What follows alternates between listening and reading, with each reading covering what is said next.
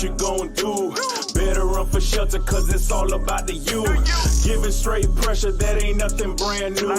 Grinding for the prize, cause it's all about the you. One-on-one, we the hottest team under the sun. We bringing back that grit, things about to get lit. You know how we coming. Ain't no new discovery. Come across that middle, you gon' need a long recovery. They asking if the U is back. Now we back to work, state of Miami intact. Crystal ball is back. Green tree is rocking. Don't need no beat. When we run through that smoke, you gon' feel that defeat. Category 5, what you gon' do? Better run for shelter, cause it's all about the you. Giving straight pressure, that ain't nothing brand new. Grinding for the prize, cause it's all about the you. This ain't no fraternity, but we straight steppers. We bringing that heat, nobody doing it better. Your record got you flying high, make your wings stop, no lemon pepper. Orange and green is on top, the recruits know it's a new era. College game day at the route, we bout whatever. We a family, a real tribe, championship survive. You see the U on the helmet, you know the vibe. We stay swagged out, putting y'all to shame, no surprise. Category 5, what you gon' do? Better run for shelter, cause it's all about the you. Giving straight pressure, that ain't nothing brand new. Grinding for the prize, cause it's all about the you. Championship's the motto. 83, 87, 89, 91, 2001. We about to get us another one. Let's have some fun. Let's go. We bleed this orange and green. Don't get this confused. We working. Go run for shelter, cause we coming. It's a cane thing, y'all wouldn't even understand. Yeah. Let's go. Category 5, what you gon' do? Better run for shelter, cause it's all about the you. Giving straight pressure, that ain't nothing brand new. Grinding for the prize, cause it's all about the you. It's all about the you.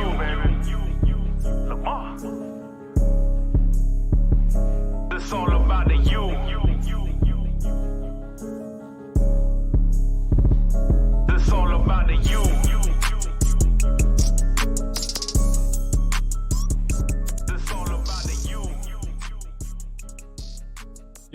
Yo, what's going on, Canes fans? You know, bro, no matter what, we gotta throw it up.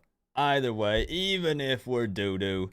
How y'all doing tonight, man? I appreciate you guys being here for the first ever late night real talk. Let me fix a couple things here real quick. I knew we were gonna have some weird techie stuff because this is the first ever episode of this thing. Man, we're keeping it real tonight.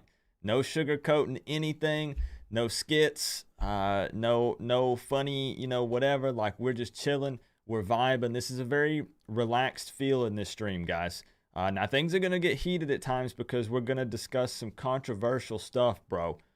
We're going to talk about, is the U dead?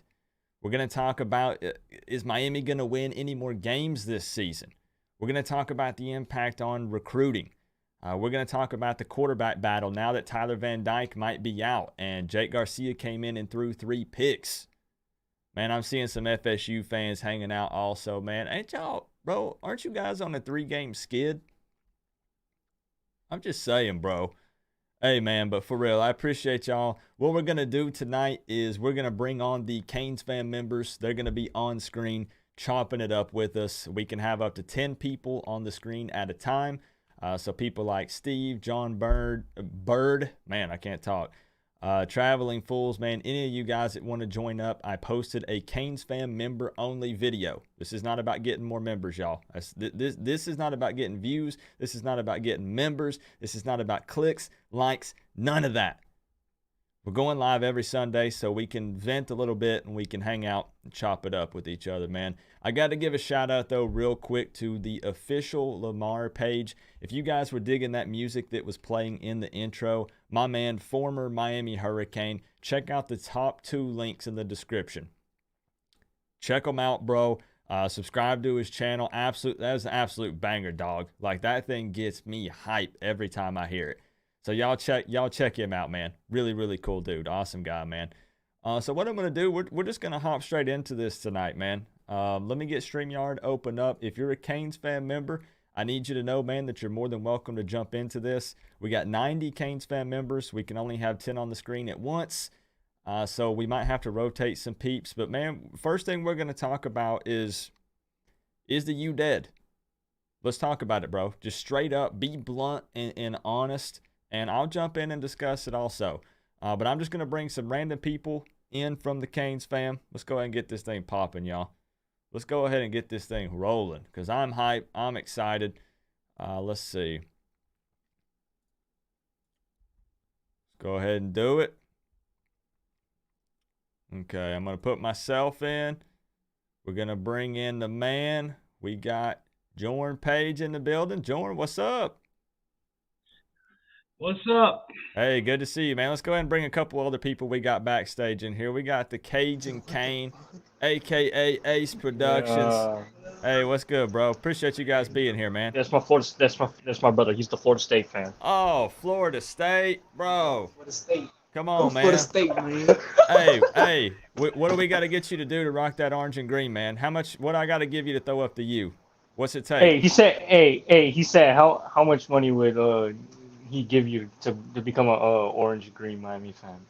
How much? Never. He said Never. zero. All right, bro. He said no. He said Hey, nada. hey, Miami's doo-doo right now, but we're gonna take care of business in a couple weeks. All right, man. He said we're Hey, gonna come and take care of business, bro. we're I'm gonna sorry. bring. We got Brandon Hey, Frick in the building also. Appreciate you being here, Brandon. Thank you, man. So hey, let's jump right into this, guys. Any other Canes fan members that want to join in, just check out the previous video I posted. I got the StreamYard link. I got a community tab up with the StreamYard link. I want to ask you guys. This is a loaded question. But I just want to ask it and see what everybody has to say, and I'll give my opinion also. Is the U dead? What's your opinion, Jordan? Well, we ain't dead, but we're damn near close. Uh, these boneheaded mistakes, these bad decisions are killing us, bro. 2 weeks ago it's penalties. Last week, this weekend it's friggin' turnovers. bro, stop the Florida State, boy. I don't know, bro. You know, it is what it is. I don't know what the heck's going on, bro. It's like their brain cells are running on empty, dog. You know. Uh, I don't know, bro. Maybe it's a lot worse than we thought. You know, And I'm or going to maybe be they. honest. I think that's the situation that we find ourselves in. Is we knew we were down pretty bad, right? And I think though that we thought that even if we still had a lot of players that were, because a lot of people are saying Manny's guys, they're saying Mario inherited this team, right? A lot of fans still felt like that with the star-studded staff we were bringing in, even though it was year one, that all we needed was better development.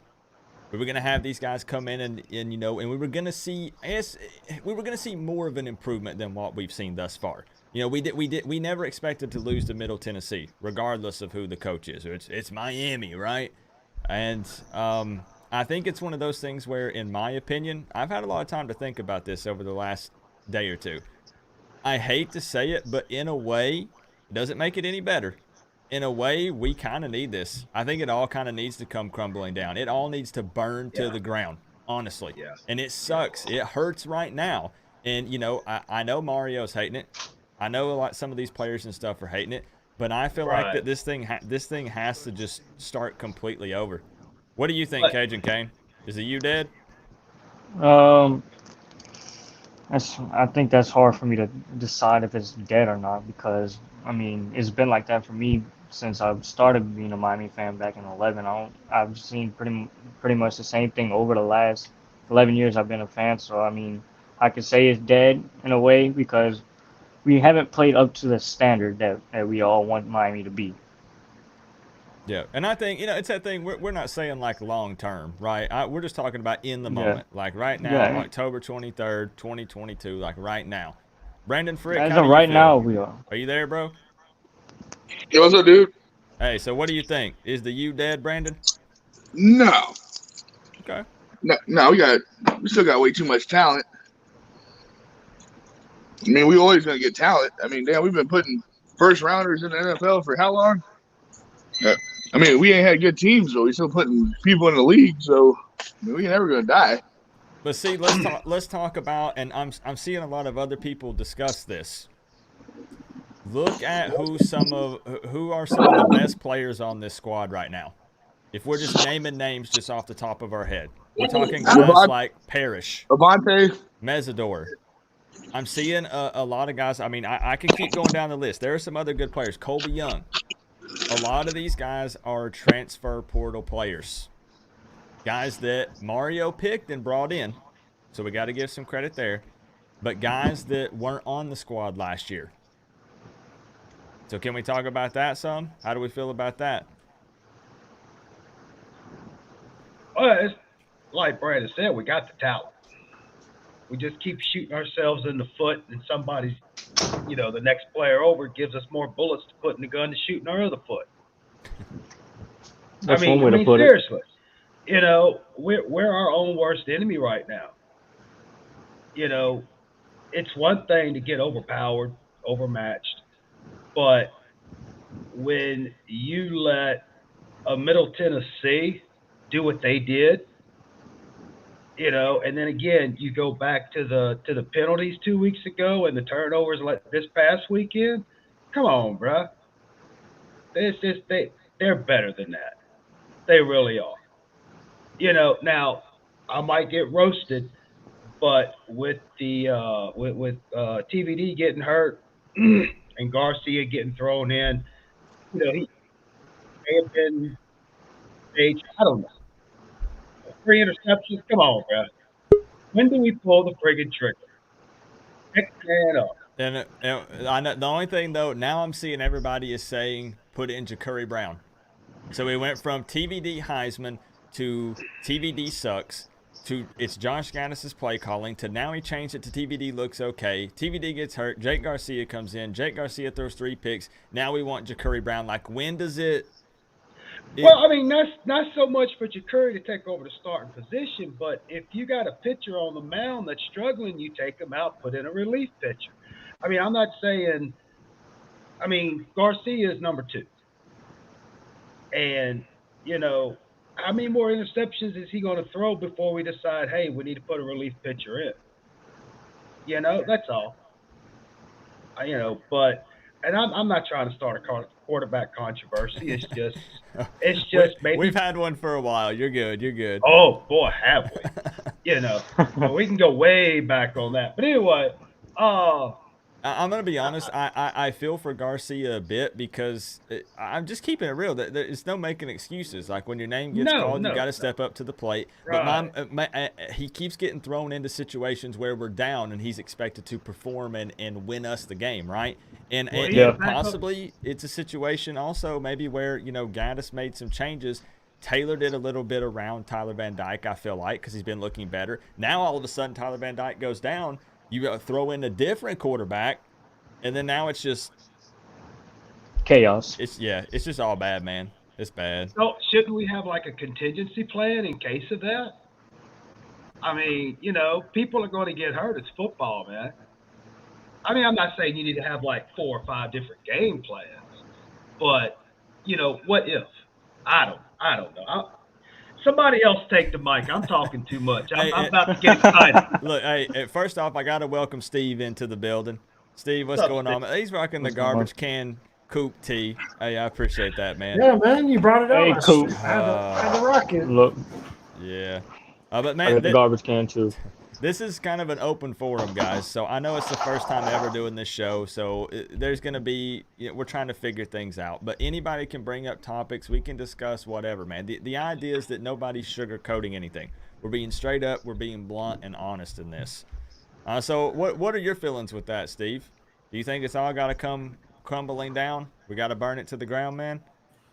I'm trying to look up something real quick because something shockingly that I'm not tracking is what.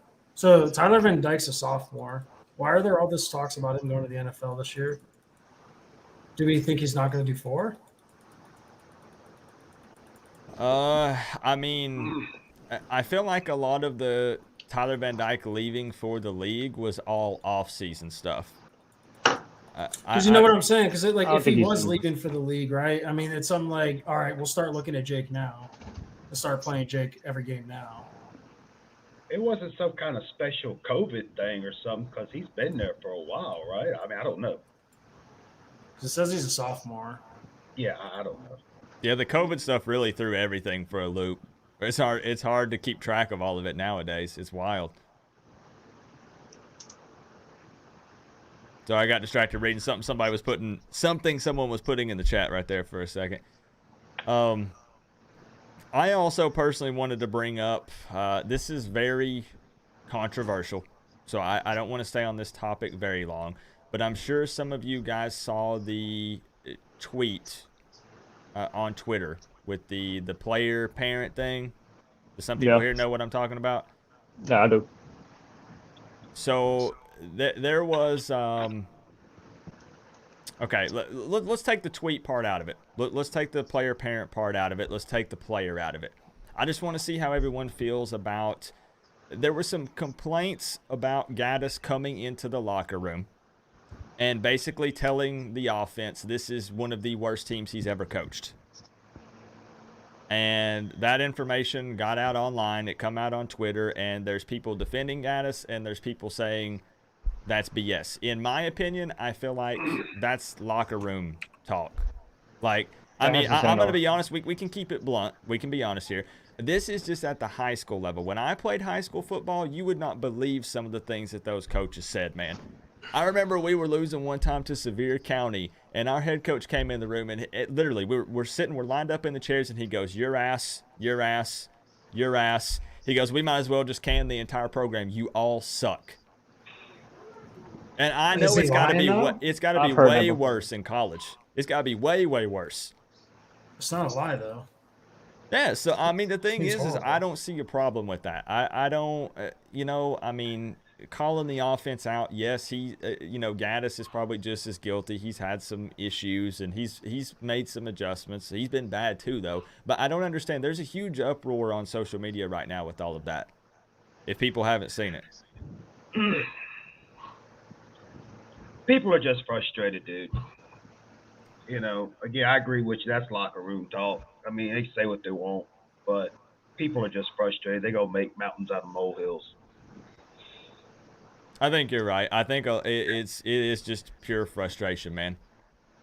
Everybody's just venting. Everybody's on edge already. So any little thing, everyone always takes it to the extreme. But I will say, what is Coach Gaddis doing to right the ship? It's one thing to go in there and say that, but it's another thing. What kind of game plan you got? What you gonna do? I don't know.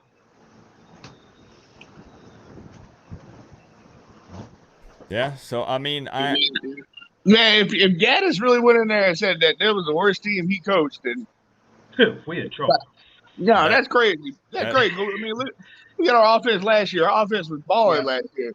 Yeah. That's what they said that he said, and that tweet got deleted like that. Let me tell you. But everybody screenshotted it. Everybody sharing it around. But you bring in the wrong style of offense to our team.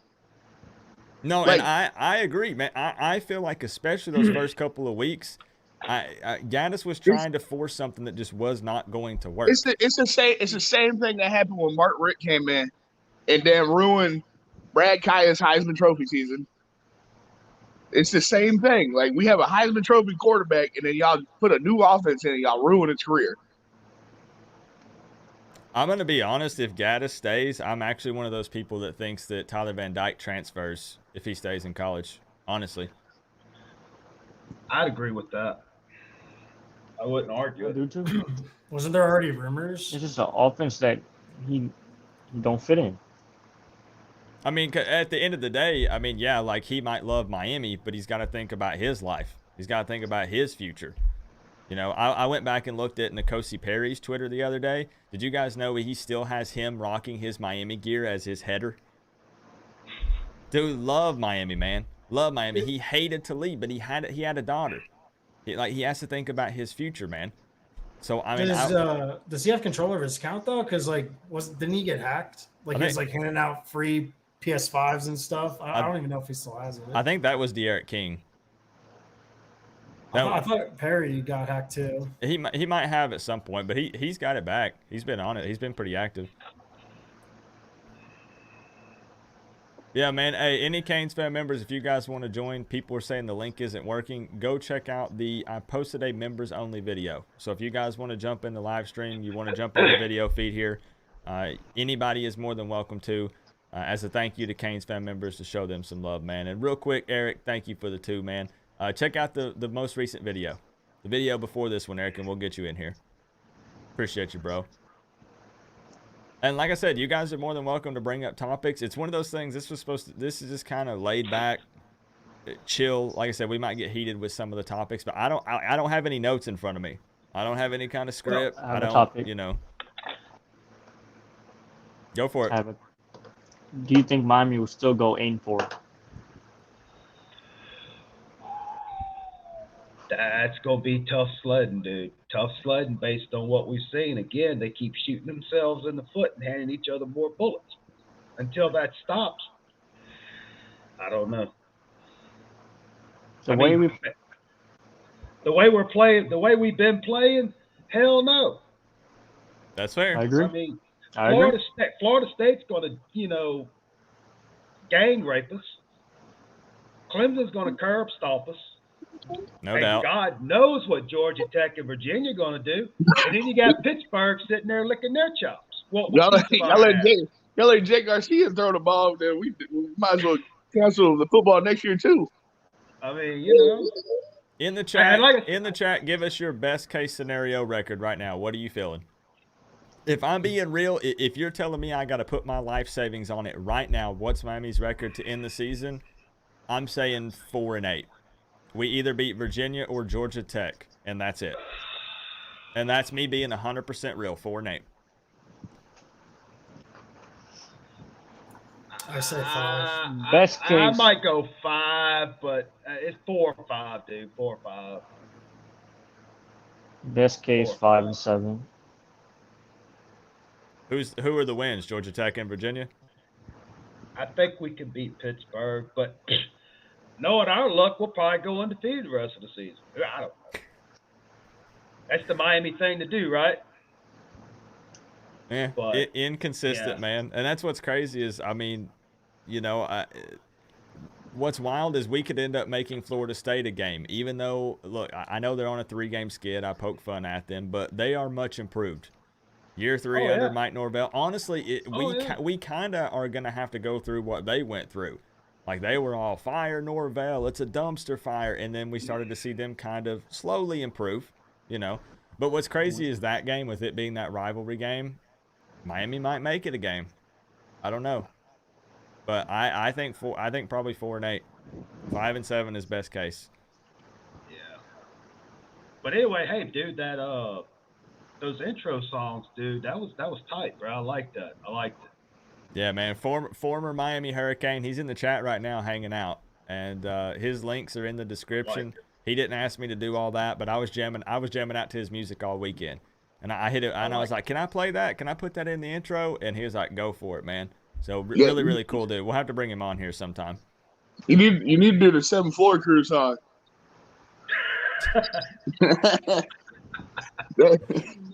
Oh, man. I don't know too many people that remember that. That was good. That was good. I was probably in middle school when that came out. Good Lord, I must be the old man of the group. We'll see. I'm 33. Who's cool with revealing their age? Let's see what are the age of the Canes fans here. I'm 53. I turned 30 on the 17. 13th. I'm 29. 29. Okay. Ooh, young 17. buck. Jordan, you got us by a little bit, bro. You got us by a little bit. I mean, extra wisdom and experience, right? 17. Yeah. Well, then I got to ask you, Jordan, you've been the Canes fan the longest out of this group on the screen then, right? I've been trying to follow him since '79, but like I said, being a little boy north of Baton Rouge is kind of hard back in the day. That's Thank true. God for the internet, But the only thing I could kind of compare to the last 2 weeks to was that, back in the late '90s, 96, 97, but hell, we were on scholarship probation, so we had an excuse. This, I don't know. You know, It kind of reminded me of our fall, like early 2000s, how like we had all these expectations and just loss after disappointing loss, after coaches fired, after not pulling in recruits. And here we are in 2022 and it hasn't it's stopped. exactly. It's like you want Mario to come in. We go through the same vicious cycle we've been going through, and I mean, do we? I mean, I like Mario, but damn, bro, I've been. Sorry about that. I've been through this so much. I mean, y'all just look at what's You're, been happening since 2001. Look at the coaches we've gone through, all the hype. Oh, give him time, let him get his players in. I mean, we've heard that, but I don't know. I'm at a loss. I don't know what to do, bro. well, I just hope for the best. tell me this. I don't think there's near as much heat right now if we didn't lose to Middle Tennessee. I've said that a couple times because look, hear me out. North Carolina was what, a 3-point loss. Texas A&M was an 8-point loss. I know all we could muster was field goals, but at the time we thought the Aggies were decent and it was still considered a tight game in a hostile environment. So the only other game that was like, what the heck happened was playing Duke with 8 turnovers and having a first-time head coach come in and outcoach us and a team outplay us. So, yeah, people would be heated about Duke, but Middle Tennessee is what really was like, you're telling me we can't compete with these guys even year one? I think that was really what just set all of this off, honestly. I think otherwise people are a little mad, but they're like, okay, we'll give it some time. It's fine. I feel like But if you look at Middle Tennessee, if you look at the loss, like you don't lose to Middle Tennessee getting outcoached. I feel like you lose to Middle Tennessee without talent, and that's sort of like validating people's criticism of the team of like, oh, let him get his players in there. His 5 stars won't lose to Middle Tennessee. So it's just like it just accelerates the excuse. but Well, we then, got talent on the field. You know, speaking of recruiting and talent, I've been seeing a lot of people talk about this. So this is a touchy subject. I need to see some participation in the chat, and I want all you guys to answer. You can think about it because this is kind of a tough one. All we preach about is locking down South Florida, the South Florida athletes, South Florida talent, and we've got some South Florida guys on this roster. Now, we just talked about a lot of our biggest playmakers being transfers, and some of those guys aren't South Florida guys. What, Mesidor is from Canada or something, I think.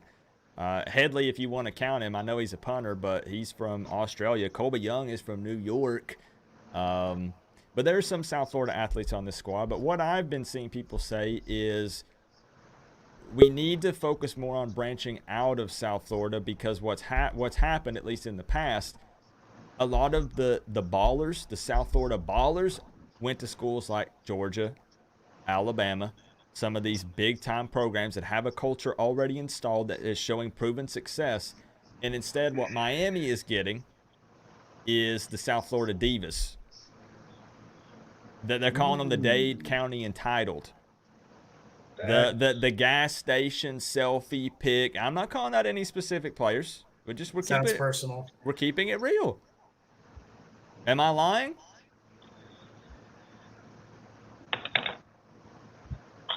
We lost to Middle Tennessee. Like, Embarrassment. yeah. Go ahead. Sorry. Well, I just don't know if I'm not going to say yes or no because I don't know much about the guys down there, but one does have to wonder, Coop. You know, because I don't want anybody to think that we're being personally attacking them. It's not. But it's it's a whole different age we live in with the social media and all that stuff. But as far as getting the players, yeah, I mean you still got talent down here, down in South Florida, yeah. But it's just a whole different world out there. I mean, we should be getting. And I just don't want people to twist it and think that I'm saying there's no talent here in South Florida. It's not that. It's just for all these years with Miami being down, the true ballers, the real South Florida talent has went elsewhere. And basically we're focused on locking down South Florida, but all we're getting are the scraps. I mean, well, just look at what's out there. You look at the talent that's on other teams and what they're doing, the ones that are from South Florida, compared to what we got, and you make your own, assumptions. You know what I'm Hey, saying? what's going on, Chris? Eric, appreciate you guys joining us. Hey, what's going on, Coop? What's up, dudes? Y'all want y'all want to weigh in on that at all? Nobody wants to talk about it. It's such a touchy subject. What was it? Because I just caught half of it. We're Like talking back about in the not calling out specific players. We're talking about Miami being loaded down with Dade County Divas, the South Florida entitled, so to say.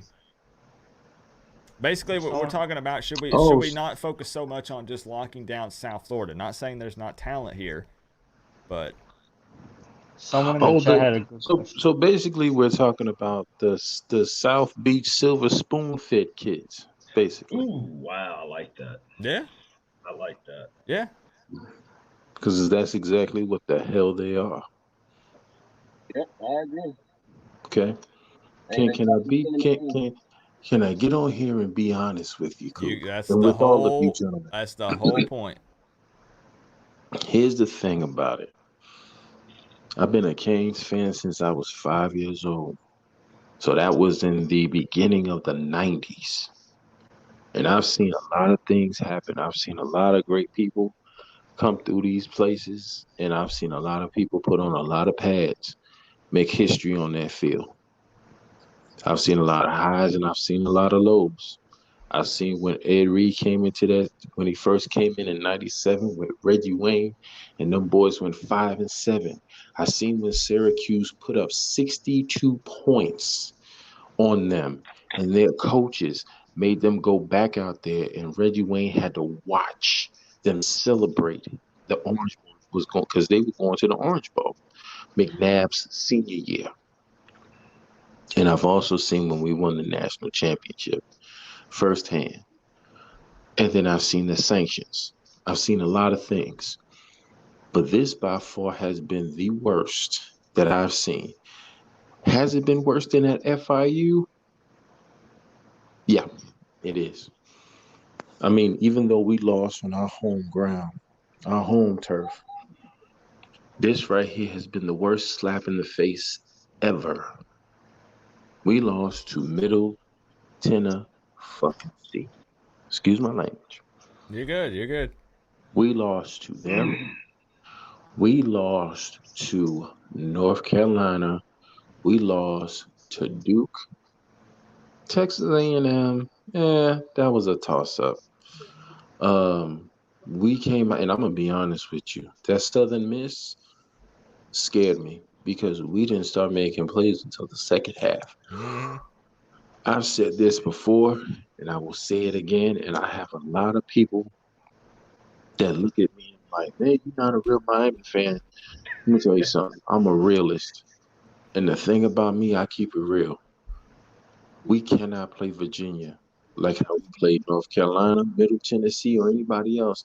If we play these games that we lost the way we have, Virginia, Florida State, Pitt, Clemson, and everybody else, whoever those are the final four that we have on that schedule, they will skin our asses alive. I've said that and I stand by that.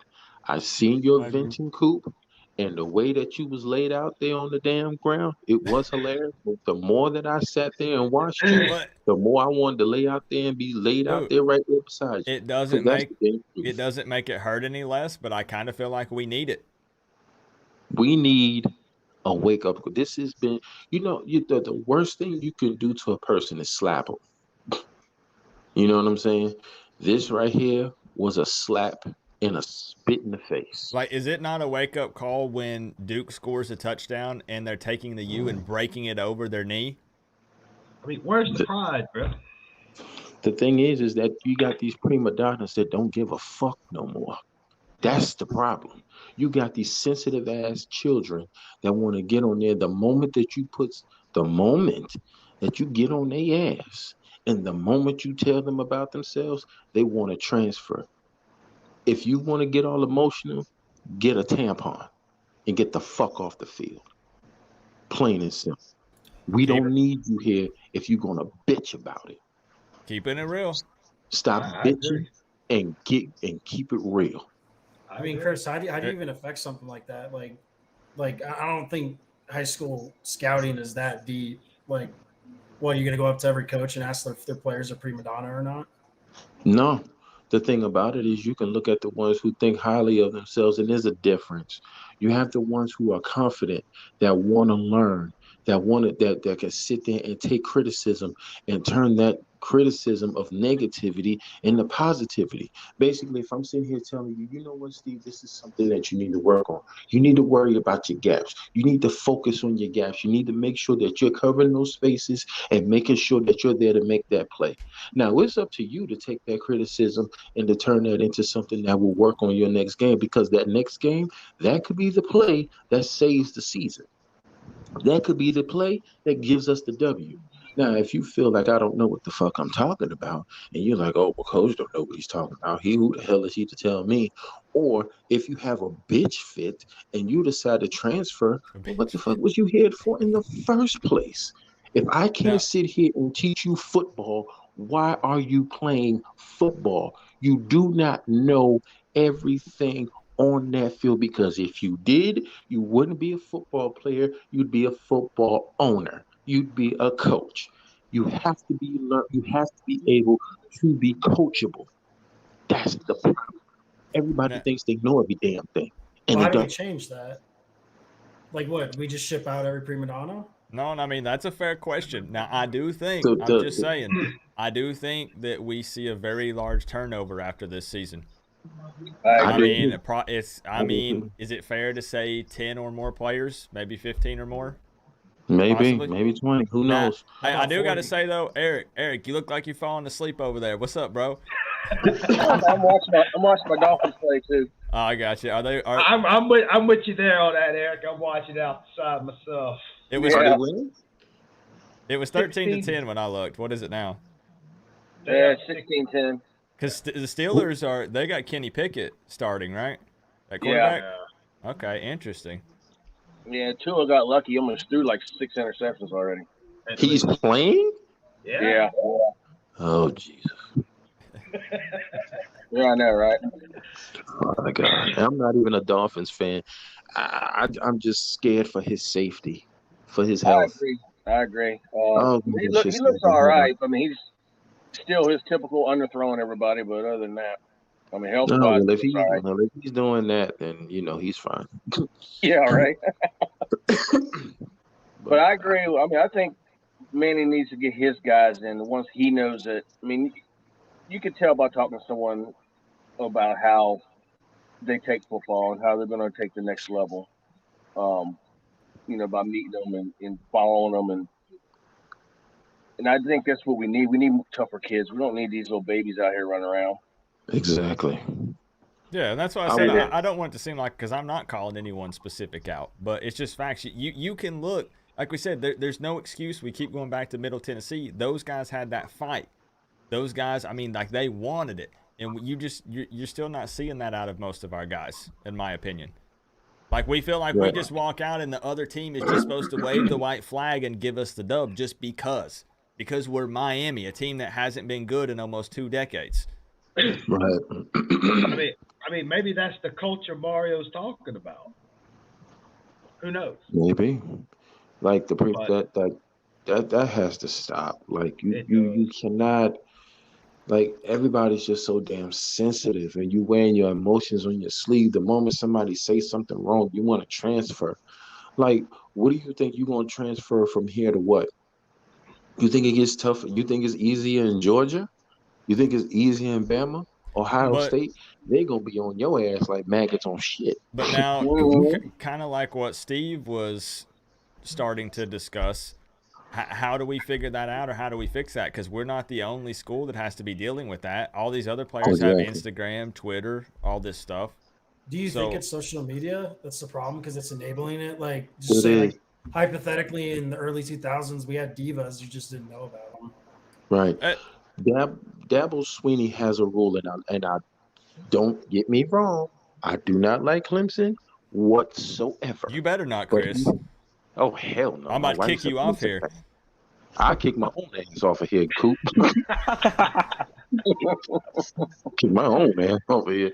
But he has a rule that he has when the season starts. Social media and everything else is off. I would love that. I would I posted love an to entire adapt that. video about that last year, and people told me that players would leave if we made that rule because they want to be able to post on Twitter. And I said, Well, let them leave. yeah, Let them bye. go. Let It's them their go. brand, though. We Like want they're we trying want to people build a who can brand and actually make play. money. I mean, because see, though, and again, though, Steve does bring up a good point. It's the NIL era. Like there are places that are paying. Man, you bring up a really good point. That are literally paying players to tweet something out with them wearing a shirt or shoes. So that could limit NIL opportunity coming to Miami, which is important to the players, though. Well, here's how you do it. You open up an account for your NIL deal. It is not your personal account. If you want to tweet, if you want to do certain things, it is monitored. Okay, this is not your personal account. Your personal account is is over with when it comes to that. If you have to have if you have an NIL deal and you are blessed to have one, then you go on there and you have this platform and it is monitored of what you tweet. And So you have business deal. basically, That's players would have business accounts that they Yep. post on for NIL during the season, and then now this sounds crazy, but it's just kind of where we're at in 2022. Right. Miami hires someone to monitor the social media accounts to Yes. make sure And that you it's cannot and okay. it cannot be nothing personal. It But cannot be personal and everything is looked over before it is posted, before it is tweeted. It has to have some type of authority for it to be okay. And it's on 24/7. Chris, who's gonna Monitoring. follow a business account? Like just an account for like ads, though. That kind of sounds like nobody's gonna want to follow that. Hey, well, that's the Well, you're rules. getting You don't money. You like the better follow rules. it. If you Well, don't I'm like the sure I'm rules, sure the content creator would get want to post, but no one's gonna like follow this and be like, "Oh, it's Jake Garcia's nil account. Let me follow this real quick. Oh, let me learn about this popcorn brand real quick." But see, I mean, it's this just is something why I just to get love them out this there. because I want us to be able to ask questions, like when I we all feel like and banter back and forth. And I want to see the chat participate. What do you guys think about this idea? Like Chris, I think it would work, but like just give ownership of all social media accounts to like one person, like one person Yeah. in charge of all of them. Like don't make them like make a new account. Just like Jake Garcia has Jake Garcia's account, but Jake Garcia does not have Jake Garcia's password from day one of the season to the last day of the season, and then just Right. run the nil deals through there. Yeah. Like just marketing wise, I don't think anyone's gonna follow like a I business. mean, that's a great idea. Let them have that, and then let them go and let them promote and have different, NIL deals, which I'm sure, and they can have all of that stuff. So that way, they can still promote and still have what they need to do, but then they also can focus on football. When Okay. I feel like the problem is people are going to say, well, Alabama doesn't do this or Georgia doesn't do this. But the problem is I don't think we can afford to have the luxury of allowing that to happen because I don't even know where I'm trying to go with it, to be honest. It's just. You know what, Coop? I know where you're going with it, but here's the reason why Bama doesn't do it and Georgia doesn't do it. You know why they don't do it? Because they're winning championships. They're winning games. They don't give a fuck about none of that shit. You know why? Because they can get on social media and separate the two. We're the school that don't know how to do that. When you learn how to separate the two and you can get national championships, you can go on whatever platform you want.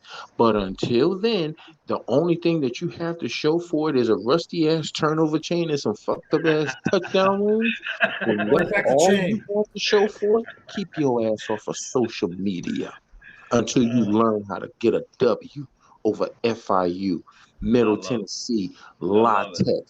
Wisconsin, I love Florida it. State, Yes, Florida. sir.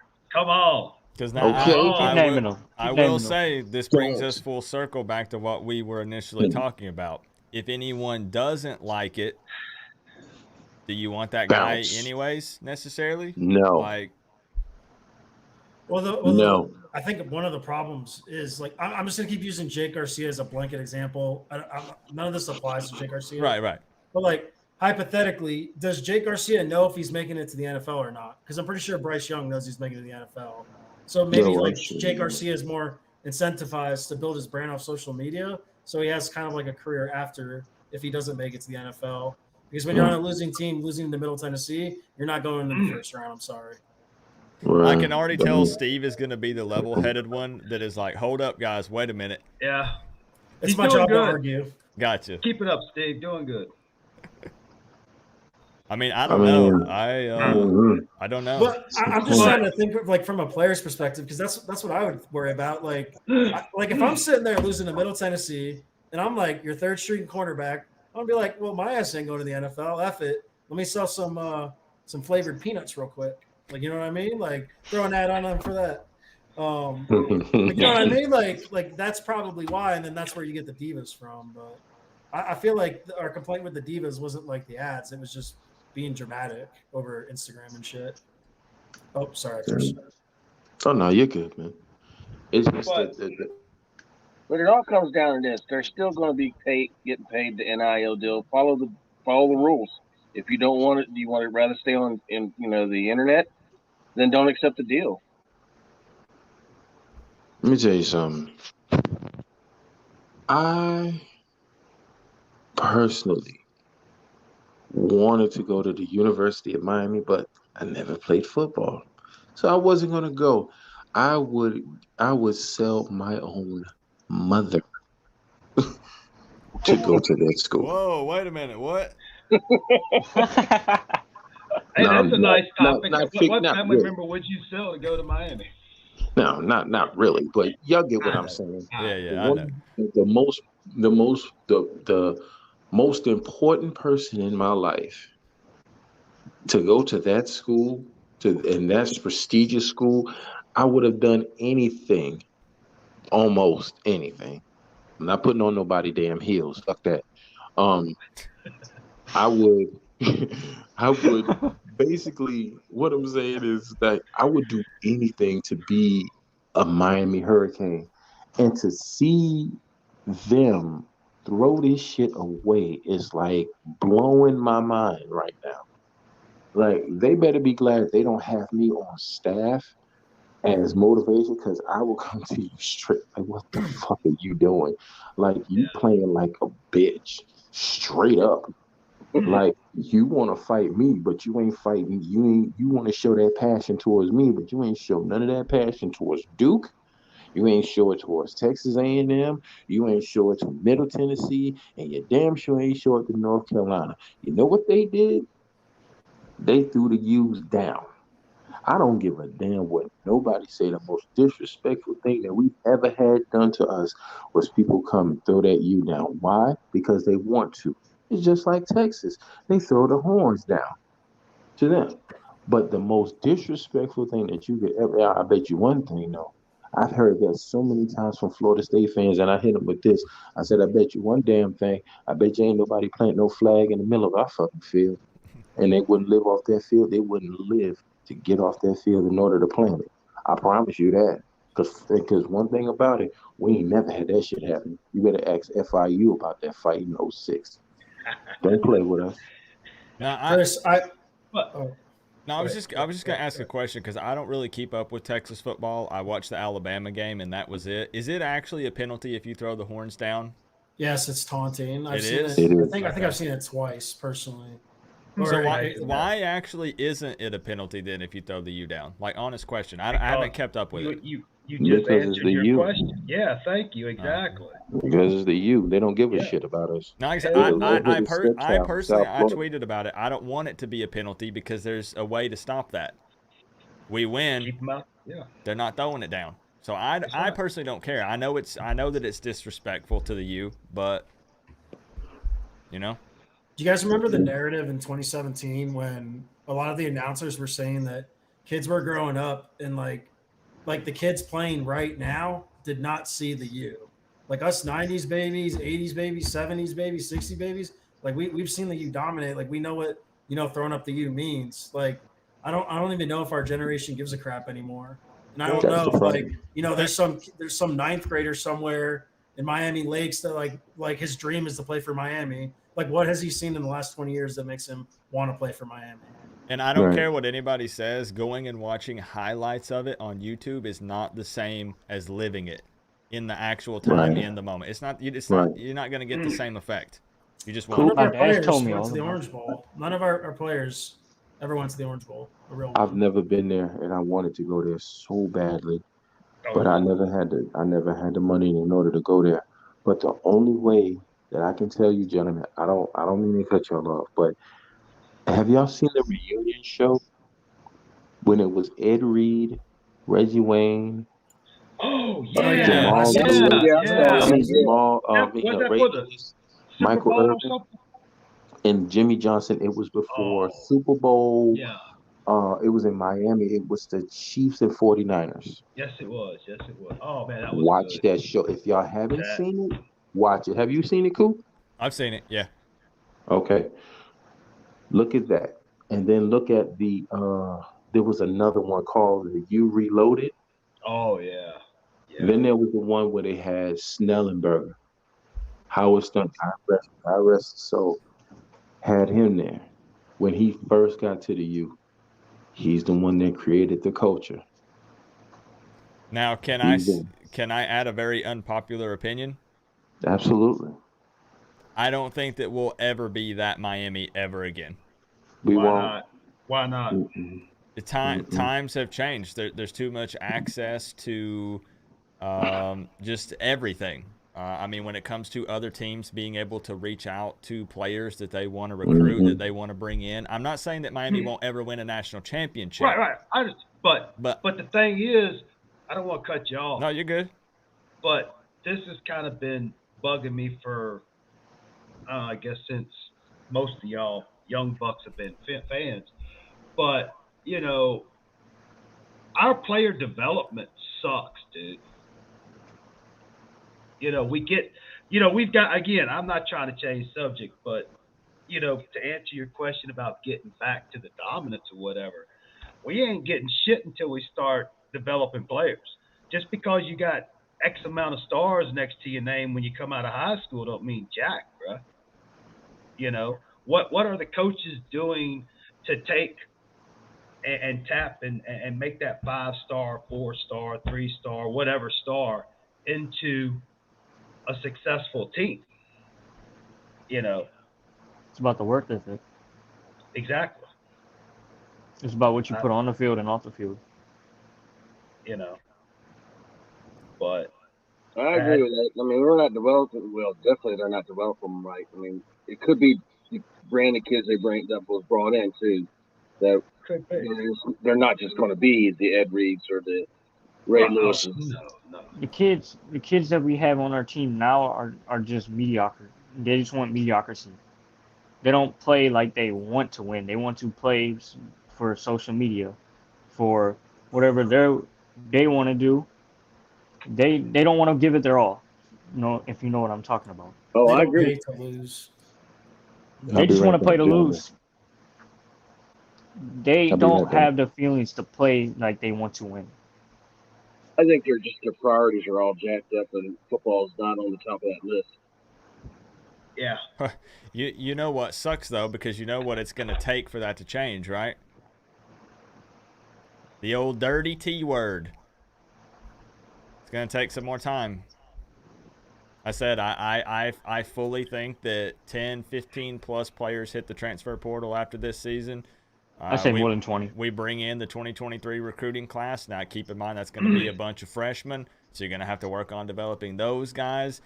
I mean, if Mario and the staff are really going to turn this around, I mean, it's year 3 or 4 before we start to see a big difference. And I'm not making any excuses. I will, because everybody wants to take clips of me saying this stuff, and they always say, but Coop, Middle Tennessee. Again, there is zero excuses for that. Where was I that say let energy the with young. Manny though? Like, why didn't Manny get more time? We're I just mean, go ahead. no, I was just gonna say, me, I try to stay calm and cool, but damn, bruh, I'm getting tired of that, bruh. Just like every other Canes fan, it's like every 3 or 4 or 5 years we say the same thing. More time, more time. 21 More years, not You're time, enough. more not wrong time. though. You're not I wrong. 21 know, years, and not see, enough. that's just it. But see, the thing is, I keep falling for it. You know, like right now, I hope we do. I hope we do in 3 or 4. I hope so. But based on what I've been through, you know, the last few decades here, you see what I'm saying? No, And I I get think it. I mean, that's what's got a lot of people pissed off and frustrated. We keep getting fed the same line of crap every year. Shooting imagine, ourselves in the foot. imagine basically being told that for the last 20 years. Three more, Exactly. 3 more, Exactly. 4 more, So 3 more. I'll ask everybody this question, if I may, Coop. What's going to make Mario and his staff? What's going to make them get the job done? What can make What them makes get the this one job done? actually different is what you're trying to ask, right? So, in other words, what as a Canes fan, you know, sell me on it. Tell me what's going to make this special. Get rid of Gaddis. Get rid of the players that don't want to play and put the people who actually want to play and do what's right and to win games. Yep. And I just want to make sure that I wasn't crazy, because I basically agree with everything y'all said. I've told myself the same thing. But I just want to make sure I haven't gone. You know, it's like the definition of insanity, bro. Doing the same We thing can't over and lose. over again. We can't lose to Duke and we can't lose to Middle Tennessee. That's 2 games that we played that we allowed 45 or more points because we don't want to play our football. We want to play like it's too easy. We're just gonna give them the game because we don't want to play aggressive football. How hard is it to bench someone who refuses to use their arms to tackle? Oh my gosh! Like don't on the get me started. 19th time, do you Oh, think you may take a hint that maybe this guy can't tackle and remove like him they're from the playing game? bumper cars out there, bro. I remember that was a big thing in the COVID They learned that year, from like, Manny. Yeah. No, like the COVID year. But- Remember there was like, oh, Yeah. there's no contact, so players Let's play weren't allowed flag to football. tackle, so we Yeah. forgot how to tackle for like literally a whole Boy, that season. pissed me It was a off so huge bad. How problem. you playing bumper cars and ping pong on the damn field? Do you know how to wrap up? So then It's- what's the deal then? Why is that I not got an happening? idea. I think it's because it goes back to the Divas, man. It goes back to See, the I done Divas. got pissed off That again. shoulder Put that hit back is a in. highlight reel. What so That's all there is to it. so what so are we I'm sorry. are we basically afraid that we take a player that's a big time 5-star, 4-star recruit that we're hoping to develop and make better, but we bench him because he's not playing well and he complains on scared to hit. Twitter They're and scared then to tackle. wait, he complains on Twitter, puts up a peace up sign on his Instagram story, and then is going to hit the portal. He chooses Later. to not use his arms. But I mean that's uncoachable. but that's what We I'm want asking those kind of is- people gone. But what I'm asking is then, are the coaches actually afraid to do it because of that? They don't want to lose that guy. Is that I don't playing know. a That's part? smart. I feel like they Probably. don't. They probably don't want to lose the guy, but that's why they're afraid to do it. I think that's me personally. But I mean, you they got probably think of don't the want to lose the team. guy, but I mean, still don't let no. You ain't gonna kick nobody ass in order to do it neither. Right. I mean, you got to If you think of want to the leave, team. leave. Yeah, you got to think of the greater good of the team, not the individual, because the team is going to win, not the individual. I mean, if anybody thinks they're above the team, I'm sorry. It's, you know, I don't know. Hey, what's Just- going you on, gotta- Chris? What's up, Chris? Hey guys, how y'all doing? Bring some Doing sense all right. to this circus. What's going on?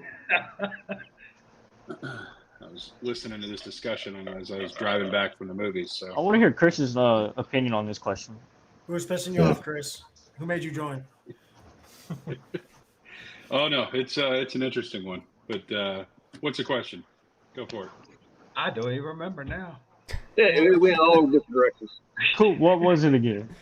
Was it people not using their arms to tackle? And what do you do That's with that it. player? That's it. That's it. Bumper cars. That's it. That's it. That's it. Got more hitting in flag football than you do on our defense. Yeah, big, It's like they want to biggest play thing I'm two-hand looking touch. at, They think it's two-hand touch out there. You know, Yeah. I talked to. I brought it up to Coop yesterday. Is the number of injuries we have is it really just bad luck or is there something going on? You know, and that to me is just it's kind of hard to believe. I've just never seen it before. I've been watching the Canes for a lot of years. I've just never seen a team lose 2/3 of the starters on one side of the ball. I mean, it's pretty crazy. I mean, what do we think about that? Obviously, it's all assumptions, but Well, it is soft. Hard Rock's not turf, right? It's grass. Yeah, it's grass. So it's clearly not our field. So what, you think it's training? Too many sprints? I just think they're soft. I don't know. I wouldn't disagree with it. I mean, you got to think, how long would they be in that new strength and conditioning program? When did Feld come in? Was that February, March? January, February, first. It's pretty late. Something like that. So, I mean, we're talking off season up until September, what, 6-7 months? Yeah. So maybe he needs more time too. Hell, let's give it to him. Jordan's over the top. You don't want to bring up the time argument with Jordan. Hey, if we still have injuries in 3 years, we'll fire him. But no, but yeah. I'm not making excuses for him. I'm just bringing, I'm just trying to look at all the facts and try to make sense of it, But no, I wasn't about the time thing, Coop. I understand, but there's so many out there. They're just frustrated over that. But it'd be all right. No, I get it. I mean, I get it. I know, Jordan. I know you're not saying fire Mario after the 2022 season. I get it. Hell no, I was campaigning for the man. Shoot. Fire his ass. I'm just playing. Sorry, I'm just playing. Nah, but I think about the strength and conditioning, I think it'll come around. It's just hopefully the program works. I don't know. That's just my opinion. I don't think they've been working out like as hard as they have in the previous years, so it's more of a shock to them that they're actually having to actually work. I'll be right back. See, that's what I think. I agree with Eric, and I've mentioned that multiple times. You can go back and look at some of the videos I've posted. I've said I think it's just it's putting a lot of stress on their body, and I mean it's something that we're gonna have to go through. It sucks, but I mean, I know the true problem, and I wish we would address this elephant in the room. Somebody buried the Manny Diaz cutout and cursed his team for the next 2 decades. Guilty as charged. I'm pretty sure I saw a pinky finger coming up yesterday when I was walking around the yard. Coop, if we lose the next 2 games, just for a video, dig him up, put him back in the room, and see if we win the next game. All right. I know the lawnmower got a couple of his fingers, but just for a video, dig him up and see if it changes. Man, that thing's probably all moldy and soggy. That'd be a great video. You think the planes or the banners will be out for the next game? Ooh, that's a good question. Have we ever had a plane? I know some teams do that, but I don't remember seeing a plane. Oh yeah, what was it? Manny's. He lost 4 games. Where do you begin? Fire Manny planes. Well, granted, I'm in New Mexico, so I can't go to the games. No, yeah, man, they're always gassing up the plane. That they got what is it? People contribute to a pot so they can put it in and fly the banner. No, man, I've been in 10 years, so I don't think so. No, I know people are frustrated. Everybody's pissed off. But I will say, I'm just keeping it real. If it's like this next year and year 3, when you are dropping $8 million a year, then I do think you start having some of those people say, "Wait a minute, hold up." Before the season started, I couldn't help but think, I'm like, if I'm Manny, and I got fired, and then they gave the next coach. What was the increase? $30 million a year, the coaching staff. We finally got rid of that piece of shit athletic director and, hire a guy from Clemson. But Manny's got to be sitting back going, hell, if I had all these resources and, what would his coaching tenure have looked like? Shit, he wouldn't have one. He's just so damn stubborn. He'd be putting a leash on everybody. I don't know. Okay, this is, nobody wants to talk about this. Are we? It doesn't matter. It's irrelevant because we are where we are right now. Are we 3-4 right now if Manny is still here if he didn't get fired? No. Maybe worse. Oh, chill. I don't think I think we maybe lost 1 or 2 games. I think again it doesn't matter. It's irrelevant.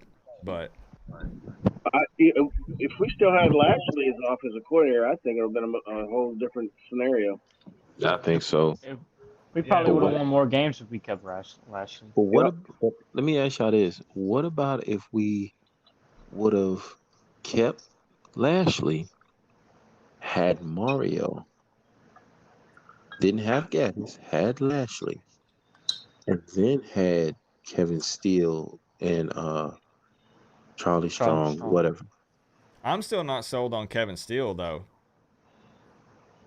Honestly, like he has a lengthy resume. I get it, but I I was really kind of don't. I was kind of worried when they brought it. Well, never mind. Go ahead.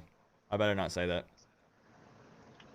I feel like But there's not a big difference between Kevin Steele and Mario. I mean, Manny's defense, because like we still see the big gap in the middle, and they're not containing the middle, and we're giving up really big plays almost every game. yeah, One thing with Manny though is we did put a lot of pressure and we did get a lot of stops behind line of scrimmage. We don't have that kind of pressure now with Steele. It's just kind of ho hum. Yeah. but Well, it you know what? depends though, man, It's like because it load goes in up and see spurts, what you right? do. I It's mean, you like got a point. You got a it's like point. Steele saying like, "Hey, we're gonna load up on a coverage and then see what you do. So let's see what happens." Yeah, to me, that's what that feels like. That's what he's doing instead of Right. playing the aggressive football. Yep. But it's tough because when you look at, the D line is overall, I think, is kind of a strength. They're playing decent, but I mean, is that more? Oh, How do you? oh, Jordan, you okay over there? oh. He's watching the Fix it. Dolphins Oh, game. Dolphins just intercepted the pass with like 3 minutes left Spoiler. to go. What are you doing? that a boy Holland. Come on, Jordan. You got me Oh. terrified over here. I was I'm on hoping. 3rd and 16. What are you doing? Right. What the Wait a hell? minute. I'm supposed to be a new Dolphins fan, right? And I don't have the game up on another monitor. Yeah. Hey, what's up with you, Oh, man? and just to let you know though, Coop, the the Cowboys did win. Ah. I'm not a Cowboys fan anymore, bro. I'm a Dolphins fan. Remember? Thank I God. like That how the boy Cowboys did. are now God. good now that you left. I think it's Yeah. a sign. I had people Yeah. tagging We're me not even on gonna talk about Twitter. my Saints. I had people tag me on Twitter, and they said, "Never come back to be a Cowboys fan because we're good now that you left." It's not Then even. I became a Dolphins fan. Tua gets a concussion. Who's the second man up gets a concussion. Like, Well, I'm a Jets fan, so I don't know what your suffering's like. Sorry. Hey, I'm gonna tell you now. I'm I'm a glad Saints you. Yes, fan. man. Oh, hey, I'm hey, suffering hey, right now. hey, Coop, get that guy out of here.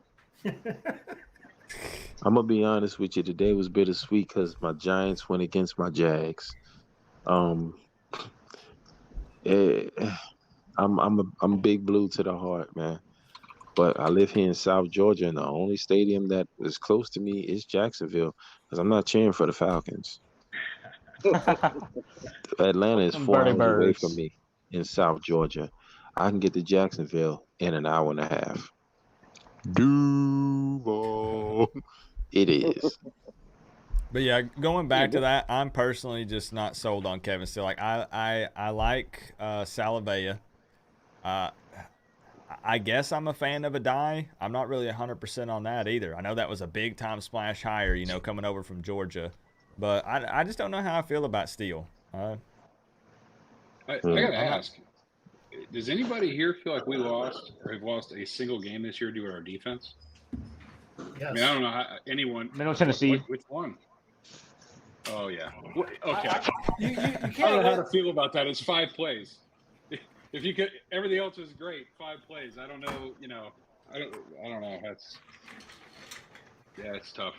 I mean, Okay. it's hard to argue, when Chris is bringing up the defense argument. I know that these aren't the only games we lost, but I saw this stat earlier today, against Power 5 teams, so the Texas A&M game, Virginia Tech and North Carolina, our offense averaged 18 points. It's going to be tough to win a game averaging 18 points when you're playing Power 5 opponents. I mean, you can always outshoot someone, but defense wins championships. If you hold them to 0 points, you win every game. But I wouldn't say that the defense has cost us the majority of our games. I mean, clearly our last game, our offense cost us. Yeah, but those defensive backs are our Achilles heel right now. They're getting burned in the backfield. Yeah. Eric, there's a lot of improvement to be had with the defensive backs. Let's just say that. Tackling, not But getting but burnt. but is that on the players or is that on the coaching with the development? That's totally on fundamentals and how the coaches are coaching the players. Well, not only that, but it's about the culture change. A lot of these guys, from previous administrations or whatever, we don't know what they were taught. We don't know what they're being taught. I hope they're being taught better than what we're seeing. But I don't Is know. I I don't think know. they're being taught better in practice, but they're not applying it to the game. I feel like that's what they're doing in practice. Is they're teaching it right, they're doing it right, and then they don't do it in the game when it's time to make those crucial plays, and when it comes down to the wire. Yeah. See, I don't think, personal opinion, I don't think most Canes fans really understood what was going to happen when we hired Mario. Like there was a decision made by the administration to focus on long term instead of short term. Because I think everybody's right. I think if we still had Manny and the other coaching staff, we probably would have had a better year this year than with the current staff because we weren't changing every aspect of our play, right? Defense, offense. I mean, everything changed. So Even the culture. the culture, it was great investments, but it's going to take more time. The to T word, Chris. There it is. The T word. 21 years. Again, Chris. he's speaking truth. The T I mean, word. Mr. Daphne, I don't love it. I mean, You're you know, right. it's You're true. right. You're right. It's true, but again, the other side of that argument. But I'm with you, Chris. But the other side of the argument is, my God, man, how many more times are we going to do this?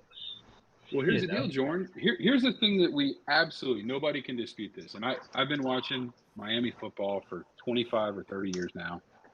I've never seen this school since 2001, and really, even before then, invest in the team like it just did. Oh, I agree, 100%. Right? I mean, administration down, and I don't know if it's a Kirk Herbstreit interview that did it, whatever the hell it is. Thank God it happened. I mean, top down, we're in. So that is different, right? But the same set of fans that were throwing a temper tantrum over the three game loss or 4-game loss season that we had under Manny in his third year here, they can't be the same guy saying, well, we all suck and the administration's doing it wrong again because we hired everybody new and we have problems now. I mean, if you take the emotion out of it, right? But no, you're 100% right because I made the argument the other day that if we hired Lane Kiffin, we would probably be undefeated right now. However, we are trying to invest. I'm just repeating what Chris just said. They are looking at long term, and none of this has been proven yet. But I do think that Mario is probably the right guy for that scenario. And no matter what, I'm just quick disclaimer for the chat. The point of this is late night real talk. So we're going to vent. Everybody's emotional and stuff. Mario has my full support. Coaching staff has my full support. I love all the players, their family. But we're trying to chop it up. We're just trying to make sense of it, hanging out, vibing, talking Canes. So I got to make a disclaimer because somebody's going to clip something out of context, and you know how it is. Screw 'em. Well, they already clipped it. That's screw. Your disclaimer's useless. And we all have different opinions, bro. We all have different ideas of how to turn this thing around. But I do think, just like Chris said, they're dumping all this money into it. They know that we're probably looking at a couple years before we really, truly see a difference. I mean, it'd be nice if we saw the instant, But like I said, and Chris, you said you were already listening. Again, if we don't drop that MTSU game, most people aren't having these conversations. Not to this extent, I don't think. Coop, I'm sitting here defending him. I couldn't even believe the fact, 2 days ago, where we were discussing a Miami Hurricanes team that might be a 6-point, 6-point winner over Duke. Like the fact it was that close, but I mean, that blew my mind. But it's where we are, and I don't know. This season, in a lot of ways, reminds me. I hate to say this, but what was it? Which year was it of Manny's where it was like 4 losses out of the year came down to like a total of 8 points combined? You guys remember that?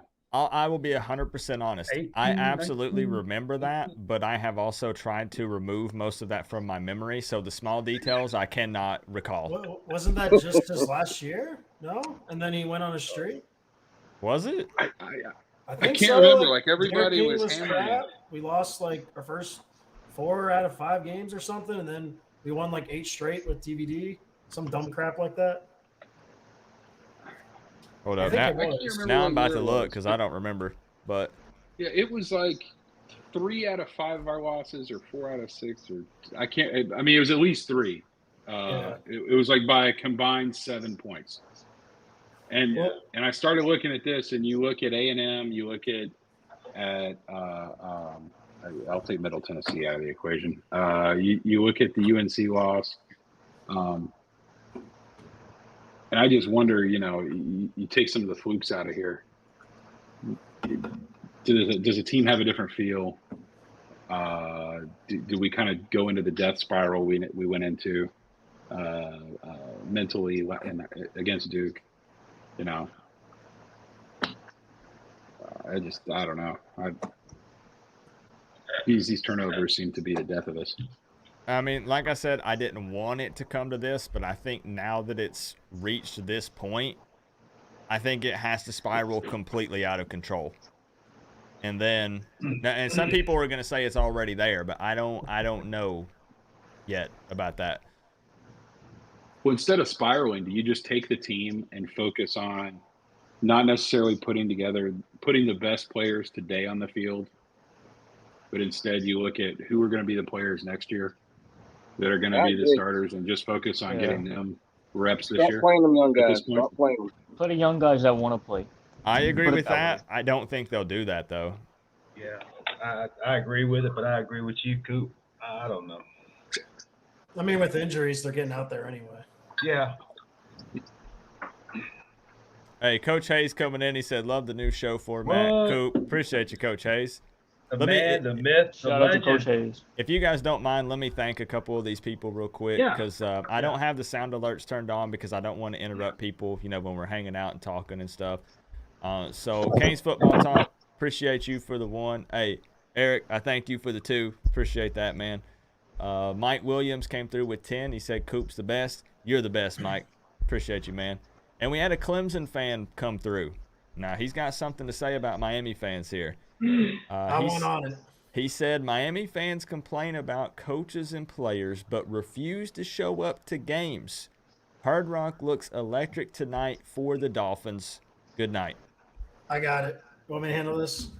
Go for it, Steve. So, welcome to South Florida, land of the beaches, land of the bars, land of doing everything you want to do. Why would I want to watch Miami get blown out by Middle Tennessee when I can be on my boat fishing? And it's a culture thing. Winners, when you win in South Florida, you get the fans. Look at the Florida Panthers have been sorry to bring in hockey, guys. I'm sorry, but the Florida Panthers have been crap for the last 15 years. We win the President's Trophy. Now we have 95% attendance, literally every single game. It's what? It was 5 o'clock on a Sunday, and we're 95% full because the Panthers are winning, and that's just the South Florida culture. See, it was It always is. it was When you always show up, you lose, you don't. it was always weird for me growing up because you guys know that I live in Tennessee. And this goes without saying, everybody knows it, but Neyland Stadium is jam-packed regardless if Tennessee is winning, no matter what the record is. And I know the argument in the chat is, Coop, there's nothing to do where you live. Look, I see, man, I don't know. I can't, I'm not going to be able to convince anybody. It's not like Miami. It's not South Florida. It's not everything packed in. And there are a lot more attractions and stuff down that way. But, I mean, you can go hit up areas like, I don't know, that's 45 minutes from Neyland, like Pigeon Forge, Gatlinburg, where it's just bars, arcades. There might even be a couple strip clubs mixed in there. I don't know. And there are things, there are racetracks on every block. People are going hunting, fishing, going out on the lakes, going out on their boat. It's not the ocean. But I don't know, man. I can't really speak on it because I don't live in South Florida. So Well, let me expand on that as well. Miami's the university does not have a lot of students. Yeah, 30,000 now. Right. Yeah, So so like 15, like 2,000, over like 2,500 students. yes, something like was it like 12,000? Like something like it. It's a real low number. So that affects it. Plus, being an hour away from the campus affects it. It's 12,000 people. Yeah, 12. I And thought it was 12. And Hard Rock is 60,000, but Clemson Stadium's 82,000. So what do we say? He came through again. Don't kill me. I'm just a vibe, bro. You don't have to donate. Like, just put it in the chat and I'll read it. I appreciate you, man. Hold on.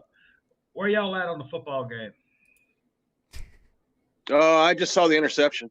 Okay, good, yeah. Victory formation. I saw you stand up. You got to give a Dolphins fan their time when they actually win a game, man. I mean, especially over the Steelers.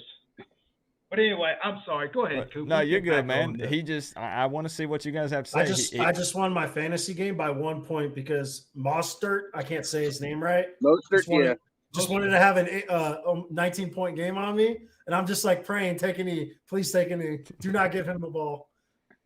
My heart can't take it. I just can't get into. I don't need another thing stressing me getting into fantasy football. So Coop, but let me mention this real quick. The thing that he put in the chat. He said USC averages 62,000 fans per game, and it's just as much to do in LA as there is Miami. And again, the campus has triple the students. Yeah, 44, quadruple actually, almost. Quadruple, yeah. I mean, I think there's three things that most of these, especially the little hater people that like to come in here and troll, don't realize. I would tell you if you polled 100 non-Miami fans, 98 of them don't even know that it's a private school, and it's by far like the most expensive, prestigious school in Florida. And if you don't get a scholarship, 99 out of 100 people down there can't afford to go to the school. Yeah. There's number one. Number two, you brought up, which is there's 12,000 students in our small little private school. And so USC, well, they got 44,000 students just this year. Exactly. So the fact they can fill a stadium up, I mean, that's just think about the amount of people that went through student-wise that went through that school over a 4-year period. I mean, and then extrapolate that over 20 years, and it's exponentially just totally dwarfs Miami. And here's the third thing. Or go ahead. No, I was just going to say you bring up a good point, Chris, because I'm not trying to just keep pushing my videos, but in one of my Walking and Venting episodes, when I mentioned the low attendance, I talked about the lesser amount of students and it potentially equaling less long-term fans later down the road. Because I know a lot of people that go to Tennessee that didn't like Tennessee, but they become fans because they're alumni. They went there. And when you got, like you said, 30,000 plus people going there, it can equal a larger fan base later down the road. So I'm just basically kind of backing you up with your point. Even the culture in high school, man. Like, I'm gonna assume I'm not as old as you guys. All right, I was born in '93, but when I was growing up and when I was in high school, middle school, elementary school, wearing my Hurricane jersey, like I was like 3 out of 28 kids in every class liked Miami, and everyone else was a Gators and FSU fan. And I was like, oh, why do you like that? Oh, my mom went there, my dad went there, my sister's going there, and that's where I'm gonna apply. So it's like, that private part just like kills us in terms of just even our local population. Like I grew up in Plantation, Florida. Why the hell are you a Florida Gators fan in Plantation, Florida? Seriously. So then how can we, and I say we like we have any control over this, but how can we work on fixing that other than winning? Because obviously that's not happening right now. What are some solutions to put more butts in the seats or to make it look like there are more people there? Something. If you don't mind, just because it's been killing me, can we get this third point out real quick? I'm so sorry. Oh yeah, sorry. I forgot you said third, and then I interrupted you. No, that's okay. All right, here you go. The third is, and especially like some guy in there, like an NC State fan, which really caught my eye because my whole family went to NC State besides me. It's perspective, which most of you, again, not talking about the Miami faithful in here. I'm talking about the little trollers. You're supporting schools that have never won a championship, much less 5, and you've never had the success that and the expectations put on the team that we have. And so, you know, if you took Alabama and they lost for 20 years, I would bet you they'd have attendance issues. I mean, you know, if the Alabama team lost to Duke with 8 turnovers, can you imagine the riots in the streets that'd be happening? I mean, it's just we've tasted that greatness. We were dominant, and you know, I think the fan base has some expectations, not always realistic ones, but you know, that's where the bar's set, and I think that's the third reason we have the attendance issues we have. So I could definitely see that impacting it. That's a pretty valid point. So again, what can we do to help it other than winning? Because that's the obvious solution that is not happening right now. How do we get more people involved that are in that area, especially that can travel to the game every week? Wins. That's the first key to anything is wins. Yeah, Because you know I hate seeing. I saw, you know, take out wins or losses, and I just saw them post a picture of the recruits that were at the game yesterday at Hard Rock, and there's no one around. Like, it's empty. And I mean, I know that has to impact them a little bit. It actually impacts them a lot. I mean, because you really sit around and you're like, yeah, I want to go to Miami, but do I really want to play for a school that looks like this? But then you wonder why they look like this, because you it all starts, it's a domino effect. It's all from the top. You had Blake James, whatever, we got Radakovich now. It was all with the coaching. It was all with the boosters. It was all with that, this and that, and all this other kind of stuff. We got all that rectified. We got all that foul ground out of there. Okay, Blake James not here, Manny's not here. You can't blame them for shit. Okay, now it's on Radakovich. It's on. Now you got Alonzo Highsmith, and you got Mario Cristobal. They all have to have the same vision, just like Kirk Herbstreit said. AD, coaches, presidents, all have to have the same vision. All of them. I know I didn't mention the president, but y'all get what I'm saying.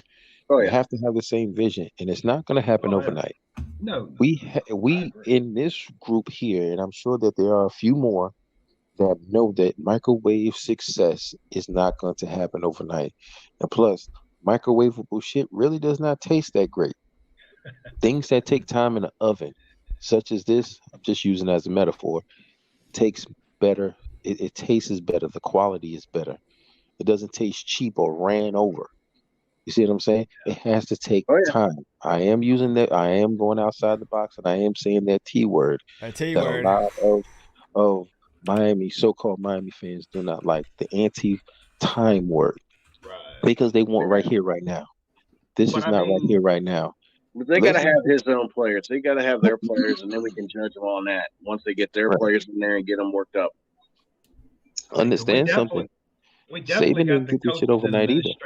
I think I'll be honest. I the one thing I do want to say is I think that as long as Mario can continue to recruit like he has been, I think now obviously any of these guys could bail, but until they put pen to paper, it's not legit. But we're at what, like 11 in the country right now with the 2023 recruiting class.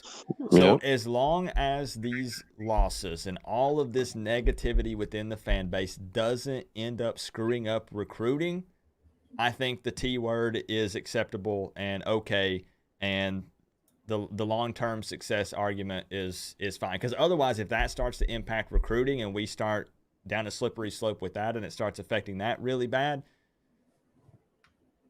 then we might have some problems. But as long as he can continue to get his guys and we're bringing in a solid recruiting class year after year, like I said, I can stick with the it sucks, but takes time, trust the process thing. Doesn't make it. I'm still going to be pissed. I'm still going to come on here and yell and scream and get in the garbage can.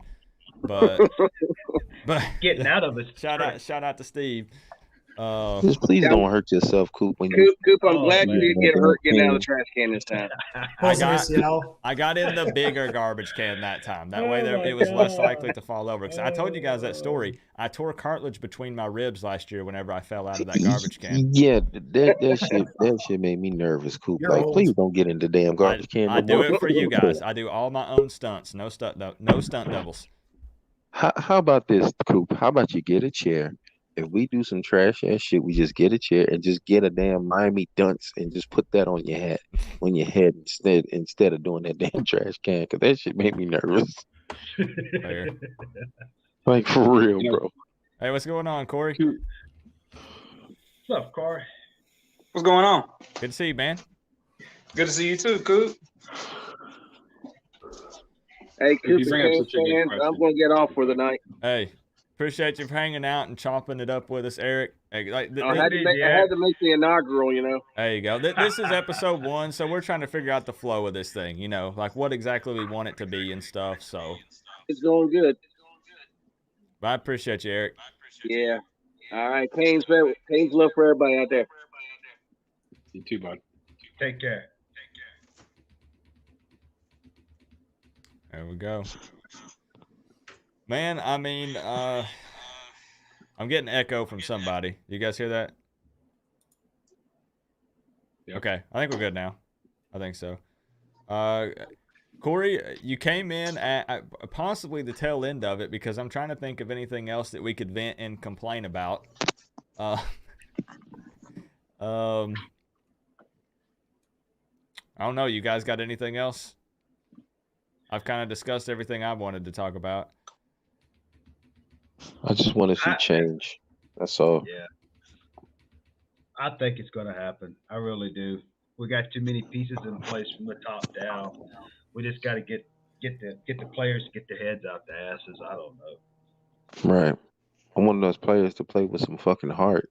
Yeah. Instead of having to exactly nobody should have to motivate you to play a game. I don't give a damn who it's against. I don't care if it's against the blind and I don't care if it's between the deaf and the blind. Nobody should have to motivate you to get your ass up in order for you to suit up, in order for you to play a game. I don't want to hear no more excuses. Oh, we weren't ready for the game. You should be ready for every damn game. I don't care who you playing. I don't care if you're playing the Little Giants. Mow their little asses down. That's how I feel about every single game. When I played baseball, and I know it's not about me, but every sport, when I got ready to play baseball, nobody had to motivate me to get out there on that field and play, to play my position, to get up to bat, to play plate defense or anything else. I was the captain. I had accountability, and I held everybody to that, including myself.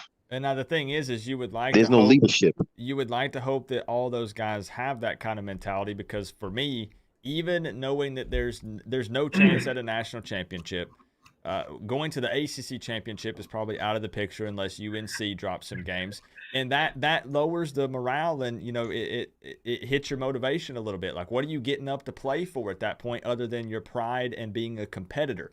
But I do feel like that should be enough. You know, it should be. Coop. I mean, you should always be playing for yourself if you want to go to the league. Like, you should always be balling out. It's your career. I mean, this is years of your life. I mean, exactly. That's the thing. You know how many people would kill to have the opportunity just to be at their school? I know. Chris earlier said he would trade his mama. Damn sure would. Trade her and her primo perfume to go along with it, a combo set. Traveling Fools, what's up? What's up, Coop? How you doing, man? Hanging What's out, up, guys? Chilling, you know. Oh my gosh! Up here venting and complaining as usual. Yeah, talking about how wonderful our Canes are this year. I've been listening the whole time. I was finishing up some flooring, but it sounds professional. I like it. Yeah, your mic sounds amazing, man. It does. Hey, thanks, man. He's got that radio voice. WJP 589.5 on your dial. I'm sorry. Go ahead, dude. Go ahead. No, I don't really have a lot to say, man. I mean, we're a dumpster fire, but yeah, it's going to come around. We'll get better. Yeah. The thing that is so intriguing to me about this is, so I've run, I don't know, I think the company I have now is my eighth company. And I've been through some turnarounds, right, where we were hyper successful and then lost our biggest customer, or several things that drove us in the tank. And you had to come out of it, right? And Mario said something that was very, very true, and about culture in the last interview after Duke. He said winning breeds good culture, and that's true. I mean, you got to be some sort of shitty leader to not have a lot of high energy and excitement around your program or your company when you're winning. It is a totally different thing to keep high morale when you're losing. And in a company, we've got the ability to come out and set realistic expectations publicly and company standpoint would be to the employees, right? So using easy numbers, hey, last year we had 250 employees and we were at $20 million and we lost our biggest customer. But this year we're gonna rebound and we're gonna get to 10 million and hire back 50 people. We're not gonna be where we were, but we're gonna get here, and it's gonna be like a 3 or 4 year thing. Mario can't come out and say, well, hey guys, so here's our plan. So this year we're gonna win 6 games, and next year we're gonna win 9 games, and then and lay that out. So somehow he's got to get, and I guarantee you with the recruits he's doing this, right? He's being real transparent and telling them, right? Here's the things we're gonna hit every year. I guarantee you he wasn't going into this year going, oh, we're gonna win the championship and ACC and we're gonna beat the hell out of Alabama. To be fair, Mario never stood up on that podium and made any big huge promises. I mean, everything he's been saying is back to work, right? Right. That's exactly what he's been saying. And that's what he's kept, back to work. And I think like you guys were talking about earlier, I think it might have been a lot worse than what we thought. And I know you guys touched on that, at the beginning of the show, but that's very likely.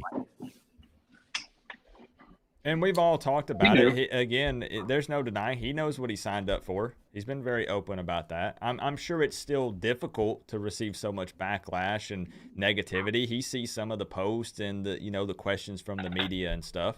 But I mean, again, the dude's making $8 million a year. He knew when he was coming here it was going to be a problem. He's going to take the T word. I mean, he knew that. And I think that, like other people have said, I've heard other YouTubers, other content creators say this, and just other people on social media, I don't think that the outside noise necessarily bothers him that much. I think that he could care less what anybody has to say about any of that. But what's a win next year, Coop? Like, what's the 2 things that he can accomplish that we'll all get excited about and show up to games and everything that's not winning 10 games? Well, at this point, it could be making a bowl. We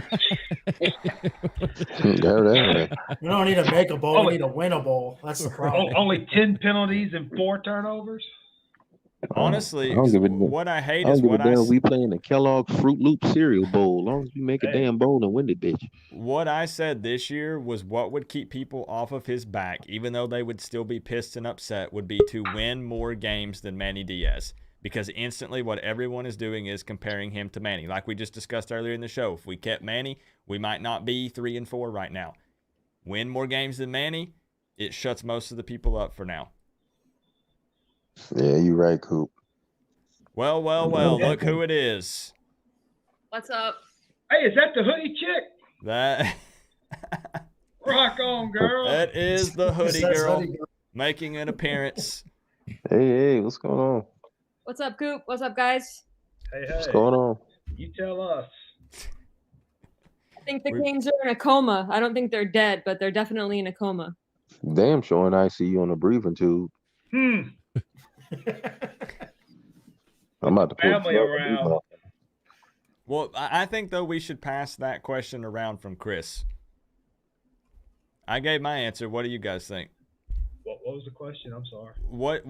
I mean, Chris, if you want to say it again, just because you said it perfectly. Yeah. So what 2 or 3 things could we accomplish next year and then the year after that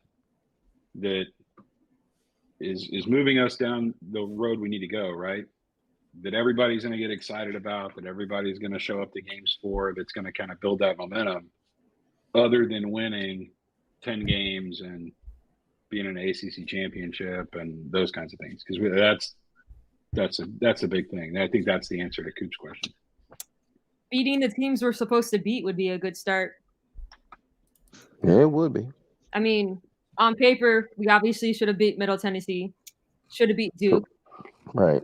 probably should have beat UNC. So I can't even go on like beating, winning the Coastal at this point. At this point, it's more about beating the teams we should beat. Everyone knows in Miami.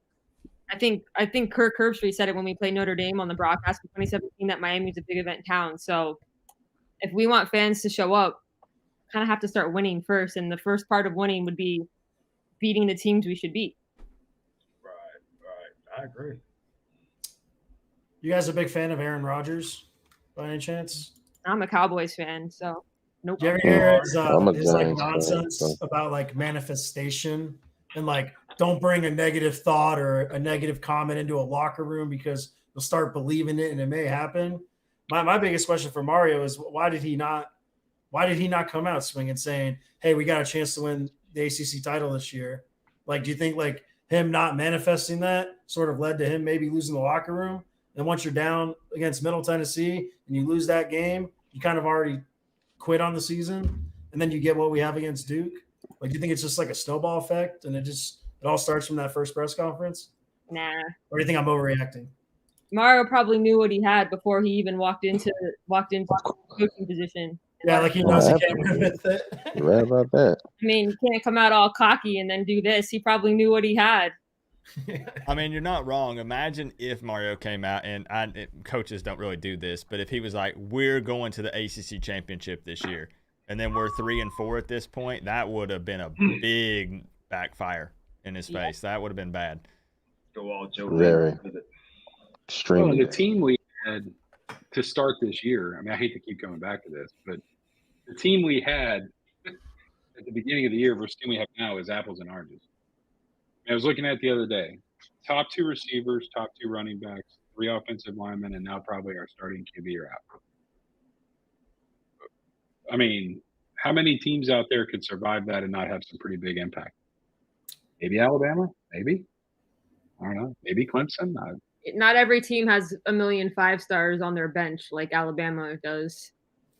I mean, typically that's the biggest difference between like a top 10 team or, you know what, I'm going to even say like the number 5 through number 20 in the top 5 guys, right, is the second and third string that can continually rotate in and give them the same. I mean, we just don't have that. So now I will say I think it will help Mario a lot. I already touched on this, but just kind of follow up to what Chris was saying. If I said, win more games than what Manny won would get some people off of his back, but also if he can actually retain that 2023 class after all things considered, everything that's happened. Because what is Mario's strong point? What does everybody talk about that he brings to the table? He's a recruiter, not the best game day coach. So the idea was to surround yourself with excellent coordinators, right? We bring in 500 analysts. But if he can actually retain that recruiting class with the Miami team that ends up going 4-8 or 5-7, I think that would also possibly give Canes fans some hope. The 2023 class seems like they're pretty together from what I mean, it's social media, but still, I mean, Ray Joseph's tweeting stuff about every weekend that he's 100% a Cane, and some of the other guys are doing it too. So, I mean, recruiting scares me. There's a reason I don't cover it much on this channel. There's too many flips. There's too many games. Like, I mean, you think Mario's reaching back to them, right? Like, hey, don't worry about these clowns. I'm shipping out all 30 of them next year. Don't worry about it. Come in and come with some titles. Like all joking aside, like he probably doesn't word it like that, but I'm sure he is reaching back. Like, oh yeah, has to, because my ass would have flipped. I'm a Hurricane fan. Yeah. No, I hate to keep being the optimist, but if you look at a lot of the young guys, especially on a receiving core, look at the progression they've had already this year. I mean, some of these young guys are starting to catch the ball. I mean, that was our thing last year. But if I had $1 for every drop pass last year, I could retire. I mean, so. Oh yeah, that's true. You could be out there fishing on the big boat on Saturdays. What's the real reason for why Colby Young didn't play in a game until like the 4th game? Is it really because he wasn't practicing well? Because like he's the best weapon we have out there. It's just to me, it's still a massive question in my mind on what was going on with that. All I will say, and this isn't possibly the correct answer, but from what everyone told me, is that was exactly the case.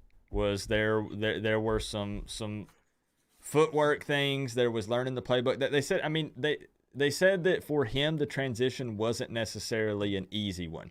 I don't know what all factors into that and what all the reasons for that are, but something to do with learning the offense and a bunch of various different things. So I think they just be a big body in the end zone. No, and I mean I agree. I mean he's like 6'4", 215, 225 or something. I mean, just run in the end zone and get open. You're huge. Like it makes absolutely no sense to me. But you know, right. I'm with you on that. I have trouble believing that because not a damn any of the players seem like they've transitioned at all or know the system or know anything. What's the one guy team on the field? Right, exactly. If that's the case, then everybody should be sitting out.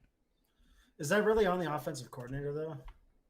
Like if his system is too difficult, or do the players take any blame for that? Because like Garcia take out last game didn't struggle as bad as TVD did in the system. Well, I mean, I think it's a double-edged sword, kind of, because I mean, if you look at it, the players need to know what the offensive coordinator is doing. They need to be running those plays. Now, the offensive coordinator at the same time should be making plays that the players can do. Like so, right? if both are working, like there's a huge disconnect with these players and what's on the field, or what the coaches are trying to get them to do. It all starts in the locker room. I don't know whose fault it is, but it's not working. It's everybody's fault. It's on it's on Gaddis's fault for the players not being prepared, and it's on the players for not wanting to be prepared. Because if you're this far into the season and you're still not prepared, then part of that's on you. All right, here's a question. So, TVD, couple good games, then went into the whatever the hell happened for a couple games, and then now he's had up till his injury, right? I mean, he was kind of lights out. Do you think the games he was struggling in was him, or is it our receivers that are 2 steps behind or bad route or what? I mean, do you think it's he just went through some mental whatever for 2 games, or do you think that's more on the receiving side? No Restrepo, no run game, injured offensive line. You could give him an excuse. But Jake didn't struggle when he came in. All of a sudden, balls are being caught. By the other team. I'm talking about the Jake Garcia narrative minus last game. All right. Hey, don't forget, Jake came in. He had a bad game last game. Had a lead in the second and the third quarter at one point. I mean, he forced some balls, trying to come back. But when he first came in, he had 2 touchdown passes. So I'm not sure what was going on with that, if he was trying to play hero, but he made some good throws too. So, and plus, remember, he's not getting all the first team reps if he's the backup. So you give Jake a full week to prepare, and we could see a much improved guy. I don't care who you are and who people think should be the starter. If you're not getting full first team reps, you're still at a disadvantage. Right. And I think especially Gaddis's offense early on, which we can admit that he's made some tweaks. I mean, it looks different in quite a few areas. But I don't think that the players enjoyed. I'm trying to think of how to word this. Like, I don't think that they liked the offense that Gaddis was implementing. Like, they didn't look like they were having fun. They didn't look like they enjoyed it. It wasn't really kind of like what Traveling Fools was saying with building it around the strengths of our specific player personnel. But it's kind of hard to continue to harp on that when I've seen him make some changes to it recently. His offense was awesome for the first three games, from the 20 to the 20. I mean, it was like, well, I think his average drive was 6 or 7 minutes. I mean, it was methodical, but he had a running game. And then, again, it's like, how do you hold Gaddis accountable when you take out his 2 starting running backs and 3 starting linemen? The injuries haven't helped us. Well, the first couple of games, we didn't really play anyone either. I mean, yeah, we put up 70 on Bethune-Cookman, but I mean. No, I'm using. That's why I said 3, right? I'm using A&M. I mean, we beat A&M in basically every stat in the game, other than the score. Yeah, but when the most important one. Pressure on that The only one that matters. We're terrible, and obviously they're not going to have fun if we're losing. I mean. But like, how in the world do we have any chance at winning any of these remaining 5 games if we're rushing for 40 yards a game? Good question. No, we don't. I don't think it's possible. Our defense is the only reason we're going to stay in the game, because our offense is a wreck. Our defense played well in the first half against Duke, but when you're on the field 90% of the time without turnovers, I mean, what do you expect? They're going to get tired. And it's not just turnovers; it's like turnovers on your own 20. Yeah, like 3 of the possessions that Duke got from our turnovers were like in like the red zone for them. I mean, what can you possibly do when you're on the field constantly? Yeah, Rooster, he was so like, I don't like to talk about one person and put somebody down or anything like that, but I had such high hopes for him, and he just doesn't seem like he can hold on to the ball. I mean, at all. He fumbles all the time, and it's always at the worst moments. He doesn't look tuned in at all the entire season. I don't know what's up, if it was his injury or missing part of the off season, but he hasn't looked himself at all. Exactly. And you guys know that's my favorite player on offense, my boy Rooster. Oh, I know it. He would be awesome. But I don't know what's happened to him. He's just not the same Rooster. So what about Restrepo? When is he supposed to be back? A couple of weeks or 3. It based on what they said 2 to 3 weeks out last week, right? So it would possibly be the Florida State game, is what I was hearing. Do you remember when that tweet first came out? Some reporter reported it was something like 8 weeks, and then he quote tweeted her like, "The hell is she talking about? Like, she don't know what she's talking about or whatever." Yeah. That got how many weeks has it been? Because it looks like 8. So I don't know why he's running his mouth on that. But I just found that kind of funny. That tweet got deleted within like 10 minutes. So when Restrepo responded to that tweet was not up very long. Yeah, his doctor walked in and said, "Hey, it's 8 weeks." He's like, "Oh crap, let me delete this real quick." She knew before the doctor even knew. Because I would love to have that combo for Florida State, to have Colby Young on the outside, have X back. That would be huge. Yeah, he was a solid target. He always, not the most flashy player or anything like that, but he was very dependable. Which also, to be fair, that was the connection with Tyler Van Dyke, and it might be Jake Garcia for the rest of the season. Have we heard anything on that or no? What TBD's injury is yet? Yeah. All I've seen is speculation on Twitter about possible AC separation or the elbow or I don't know. No, I think they're keeping that one close to the chest for as long as possible. Well, if it's on Twitter, it has to be true. Of course. You can't lie on the internet. You go to jail. That's what my mom told me. That's right. When I got her first smartphone, just funny story, she saw some story about something and she showed it to me. And she had never had a smartphone before, hadn't been on the internet. I grew up on like a 60-acre farm, so this was new to her.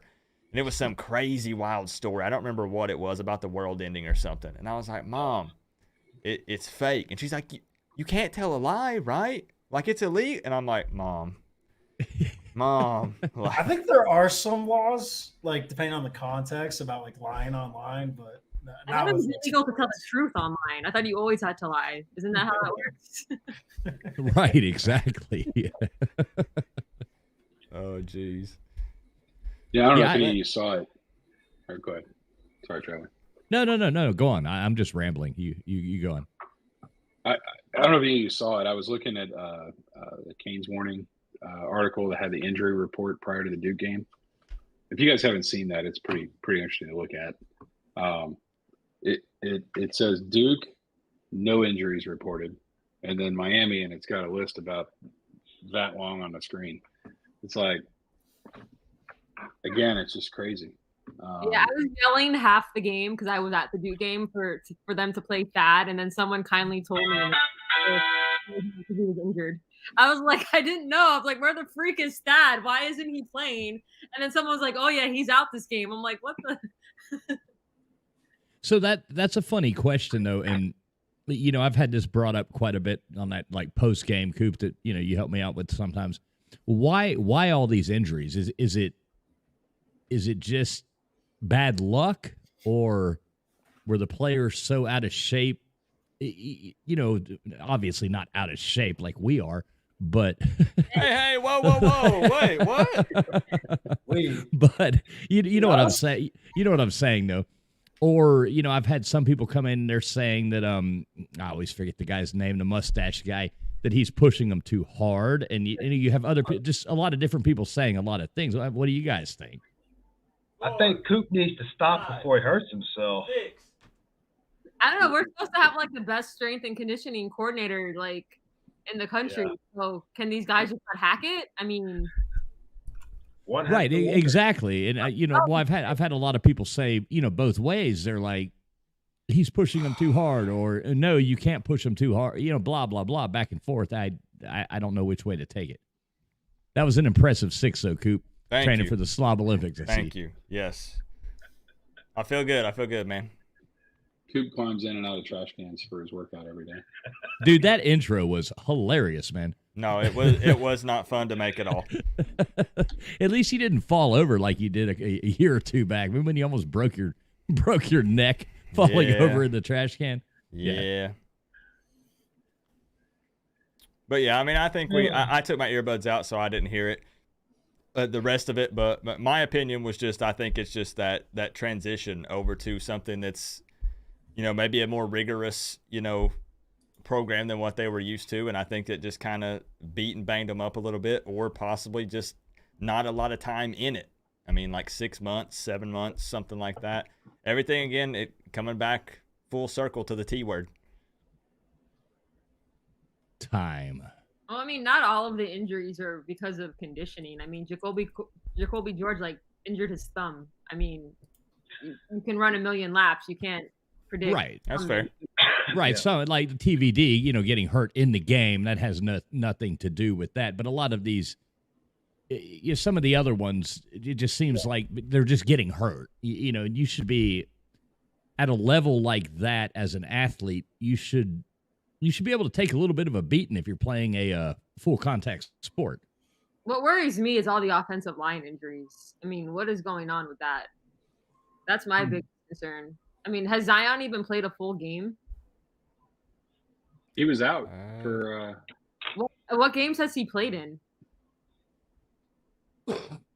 I'm going to be honest, I can't even answer that for you, because I know their response is always they're just taking it slow.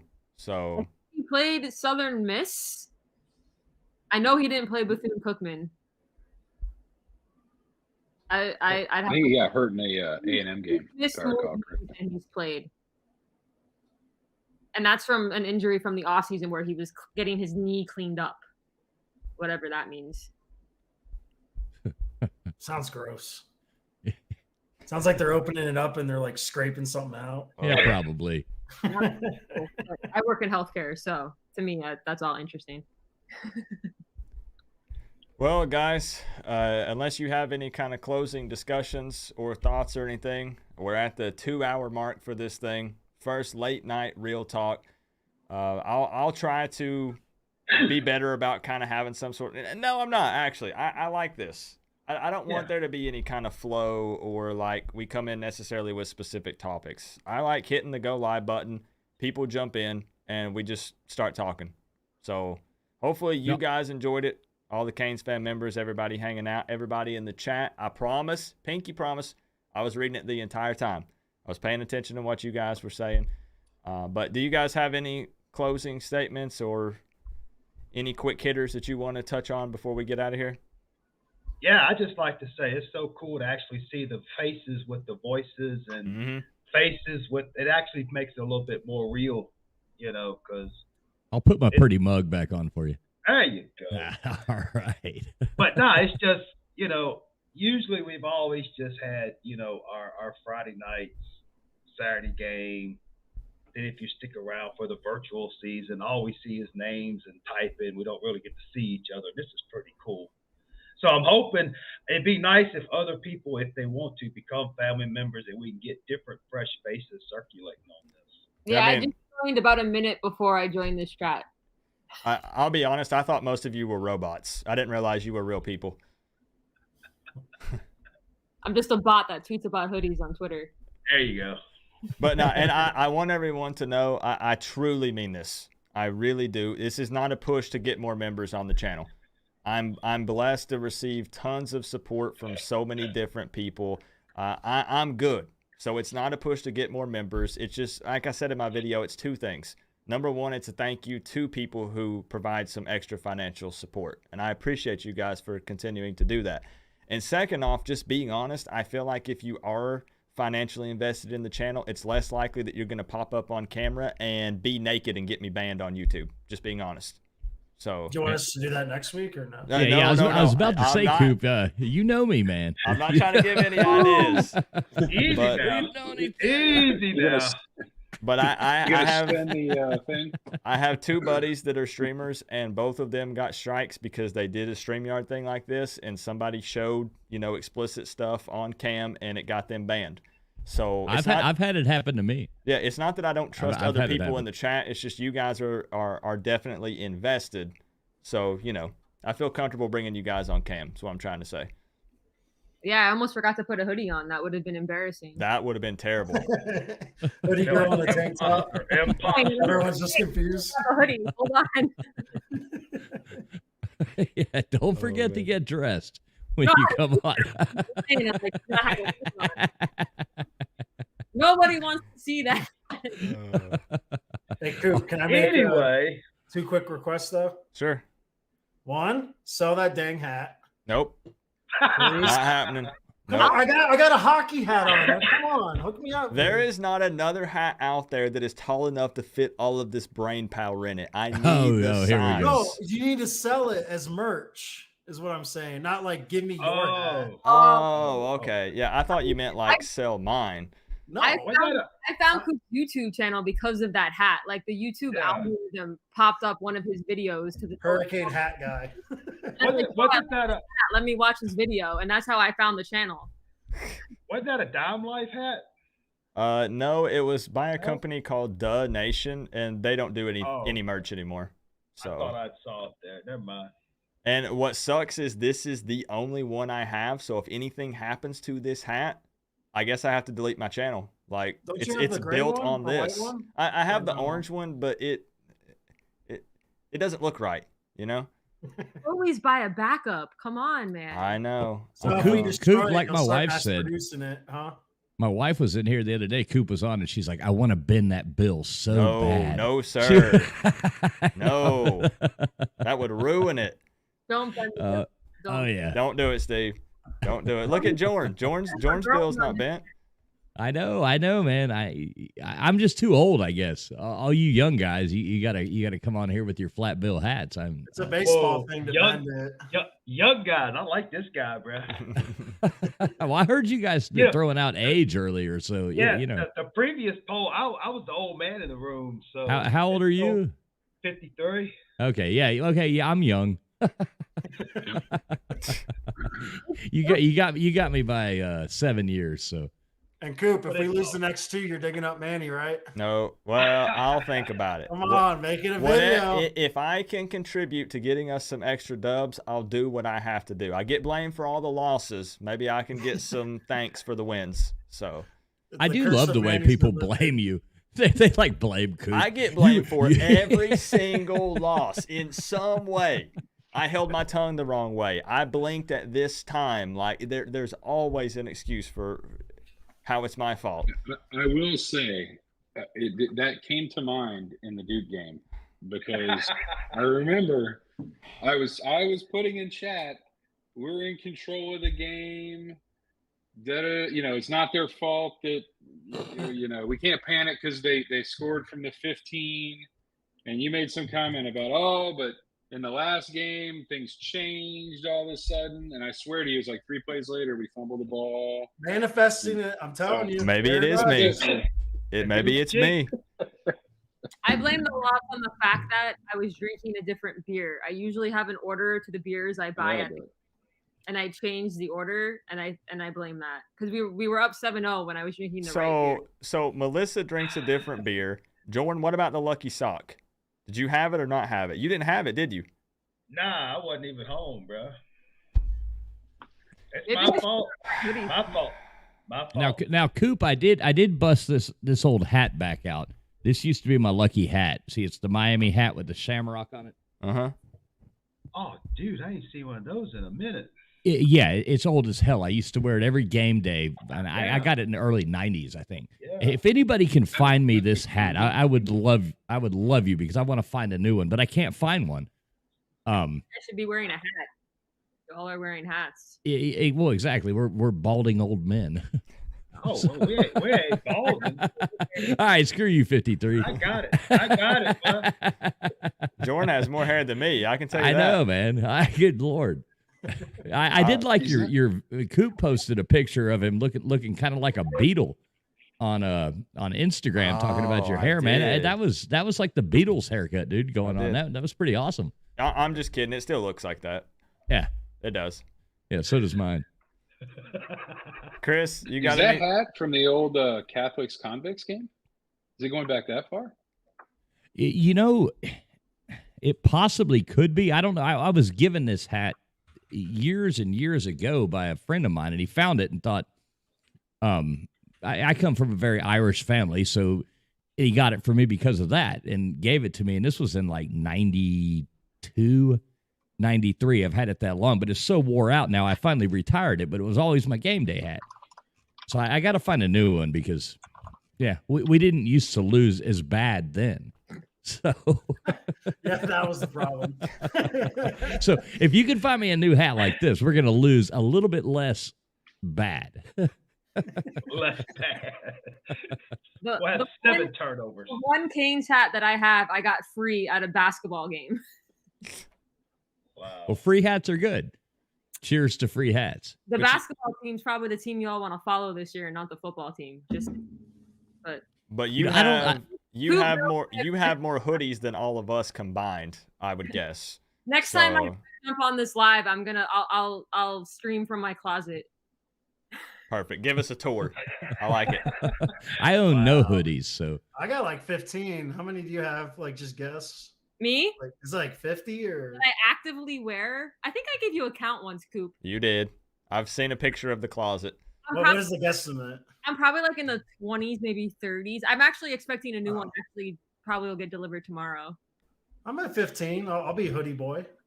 I just bought a Coach. There. I got the pipe hoodie. Add a Coach Coop hoodie to the to the section. Even I don't have one, and she has one. I don't have one of my own. I've got the 5 and counting tee, and I've got the pipe hoodie. Starting a section. It's right next to the Dime Life section in my closet. I gotta order that Grateful Dead Coop shirt with the skeleton. Yeah, nobody likes that one. Dude, that's the coolest one. I'm gonna order it. So just keep it on there. You gotta I'm gonna order that. You gotta be metal to wear that one. Yeah, you gotta. Yeah, I guess so. Stuff runs big, in my opinion. The merch runs a little big. Yeah, I usually, as soon as I get it, I throw it in the washer and then I dry it for a while to try to shrink it because I'm not a big dude. So. Oh shit! But you're not? Nope. I'm not. Most people think I'm like 6'3", Nah, he's 5'1", 120. We've got our picture together, man. So. Yeah, we met in person. Yeah. I actually know you, man. You know that. That's right. Who's going to the FSU game? When is it? Is it this Saturday? No, weekend of November. Is it the 7th, 6th? The 5th. 5th. Yep. Yeah. Almost everyone I know that was going has sold their tickets. So as of right now, I'm still going, but it depends on the guy I tailgate with. I want to. You just had that question. I'm driving. You just had that question pop up in chat. somebody asked, he wondered what the attendance would look like in FSU. I think it's I'm saying at a least great question. 50 FSU fans at this point. It might be more FSU fans than Canes fans at this rate. But Now, other than I would say the opening game, which still wasn't sold out, but was an okay crowd, I still think there will be a portion of the fan base that shows up for the FSU game. If anything, for the tailgate and to trash talk with FSU fans, honestly. what are we going to trash talk about? Well, I mean, still, Say anything. even when we're bad, it's gonna be more personal insults, you know? Why is there no game time? I mean, Sebastian's way cooler than White Tonto. If they make the FSU game a noon game,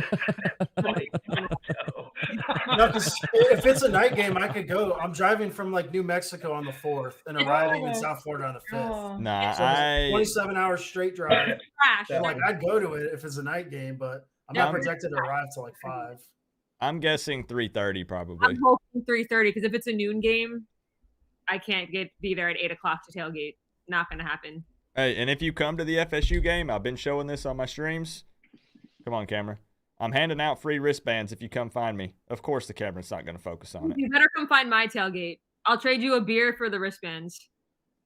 I'll just give them to you. I'm going to be taking these things. I said I'm going to bring one of those T-shirt cannons and throw wristbands in it and just fire them into the tailgates. People are going to have no idea what they're for. Does it have your channel on it? One side says Coach Coop and the other side says Kane for life.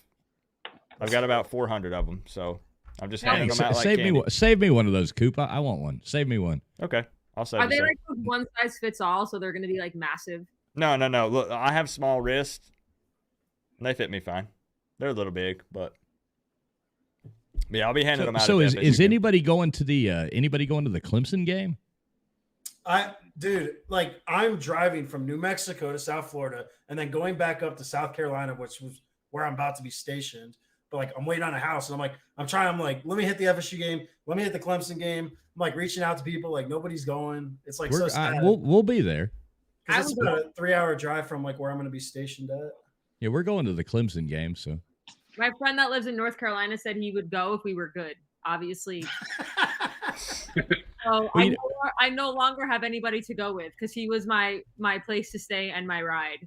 Because he lived. We made the mistake at the beginning, like before the season, like just at the very beginning, before it even got going. There's a whole group of us, like 12 of us, going. Clemson fans, some Slim Shady Canes. Some of you probably know him. He's going. Pigskin Pete, the Clemson fan. Some of these people. So we bought. I think there's 12 of us. We bought a whole row of tickets. And we were like, well, they're cheap right now. By the time this game rolls around, this could be a very serious game. Like to see who. We better buy them now. Yeah, now I guarantee we could get the tickets for $20. We ended up with like nosebleed seats for like 130. But now it's like at it the other day they were like 60 or something. Right, exactly. It backfired. So yeah, but we got tickets. I'm not going to talk about what I paid for the FSU tickets that I bought back in August. Right, same thing. Yeah, They exactly. weren't even in the right section. Nope. And I found out last night that they're not in the section that I thought they were in. Completely wrong part. Got bamboozled. Yep. We don't sell out anyway. Why are they so expensive? I know it's FSU, but I mean, even FSU games, like I'm going back 10 years here, like they were never like that sold out. When was the last time Hard Rock got sold out for a football game? Was it the Notre Dame game? Probably the Orange Bowl, no? Well, no, like Hurricane. Oh, for Hurricanes? Teflon Ron says tickets were $5 for Duke. I wouldn't doubt it. I bet he's right.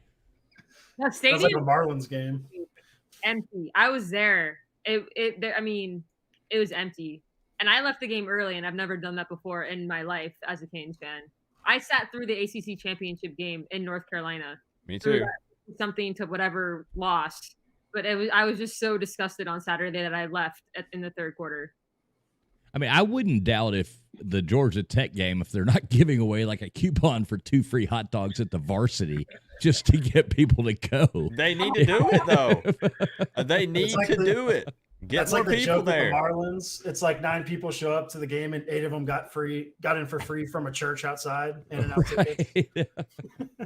You know what'll be interesting is assuming that TVD is not injured and out for the season.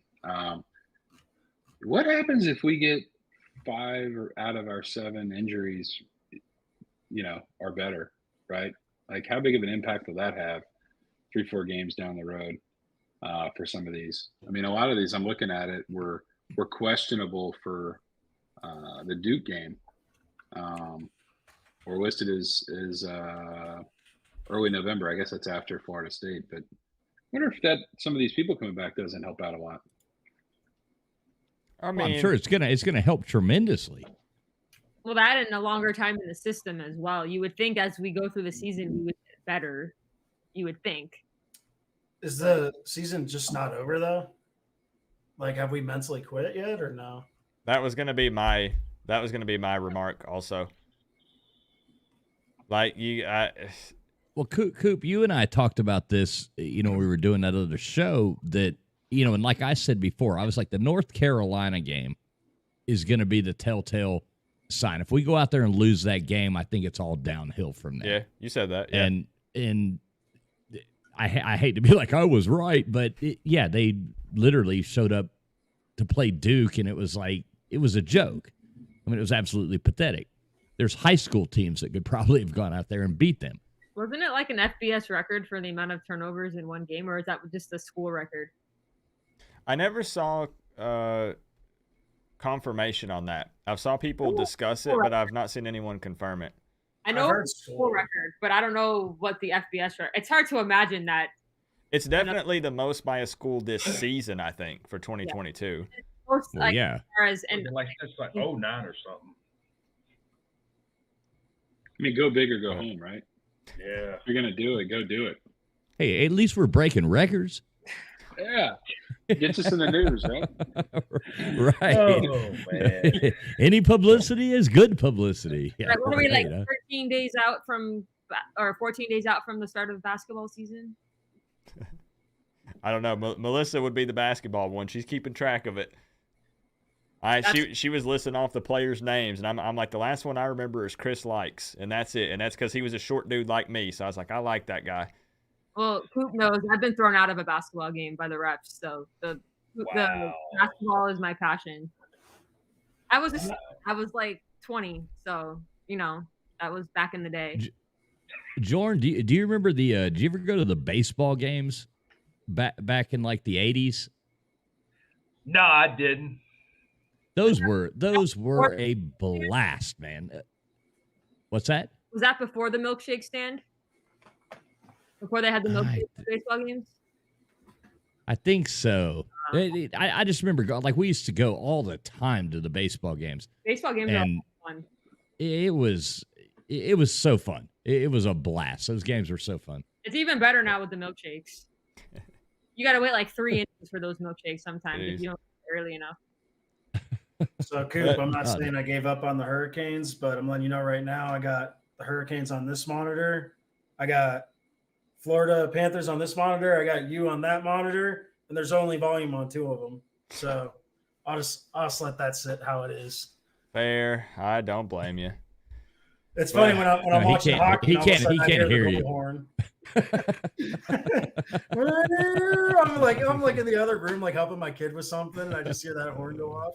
I'm like, oh, cool. It's only like 40-7 now.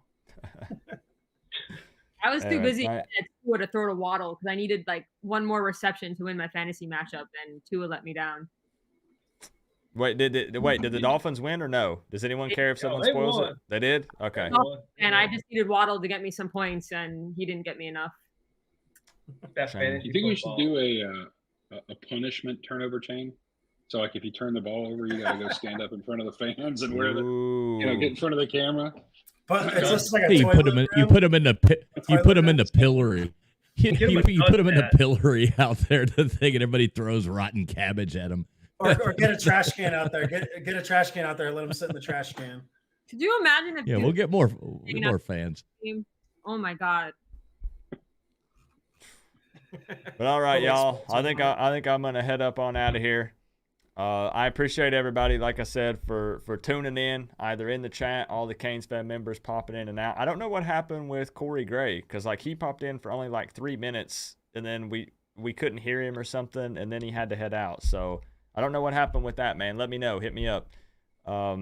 But This is otherwise, a great idea, Coop. I love this.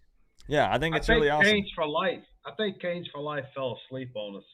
He's still muted. Yeah, Chris is definitely sleeping. It's like a black screen. You can see the light turn on every now and then, but that light doesn't turn on in a few minutes. Maybe he passed out. But I really truly do appreciate y'all. Thank you for all the support, and thank you for helping make this show possible. Because I'm not gonna lie, it would have been pretty embarrassing if I went live for like a community, roundtable event, and it was just me the entire time.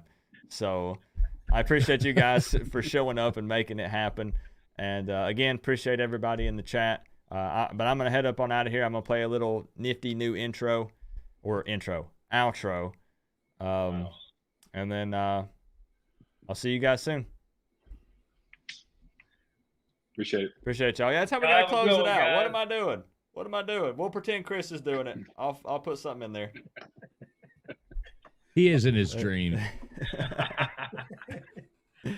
All right. Y'all take care. Appreciate y'all. Have a good night. All right. Hey, see you guys. See you. All right. Take care. Hey, for real, man, I appreciate y'all more than you know. Everybody in the chat, all the Canes fan members, everybody showing up for the little community roundtable kind of event here. This is going to be something that we are doing every single Sunday, 10 p.m. Eastern time. And like I said, I'm not going to have any kind of specific flow in mind for it or segments or anything like that. The idea is Canes fan members jump in and we just start chopping it up, plain and simple. That's how we're going to do. That's how I want to rock this thing. I got to give shout outs to a couple people. Melissa becoming a member during the stream. Obviously, she popped in. Appreciate you, Melissa. Thank you for that. Don't Kill Me, I'm Just a Vibe for a couple 5. Mike Williams with the 10. Canes Football Talk with the $1 dono. Appreciate you, my friend. Eric Birch with the 2. And then we had Skinny coming through with multiple $2 donations. Canes United. Is that do they do Twitter Spaces? Is that what that is? I'm pretty sure I know what that is. And also becoming a member. Appreciate you, bro. Thank you for the love, man. Like I said, every single Sunday night we'll do this for about 2 hours and chop it up. No, man, it's a good time, Jordan. This was more of a venting session for the first one, right? Like everybody's upset, mad. We're 3-4. Everybody, we wanted to come on here and just complain a little bit and chop it up and talk for a bit. But man, it don't matter. You know. All day, every day, man. Appreciate the love and the support tonight, y'all. Let's rock the new outro, man. Let's rock the new outro. I hope you guys enjoyed it, though, for real. If you did, share it, like it, dislike it, whatever you want to do. But I just hope you guys had a good time, man. That's the most important thing to me. So I hope you guys enjoyed it. We got a new little outro. I'll see y'all tomorrow or Tuesday for the preview. Give me a go, Canes, y'all. I love y'all. Peace out.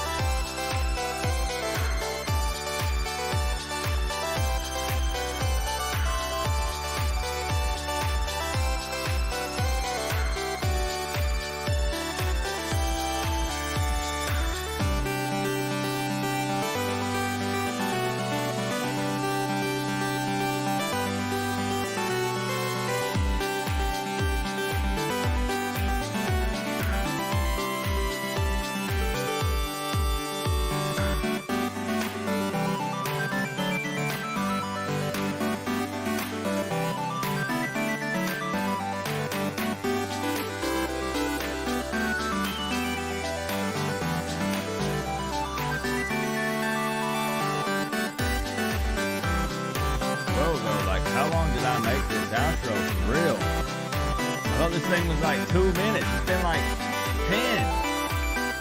Hey, I love y'all.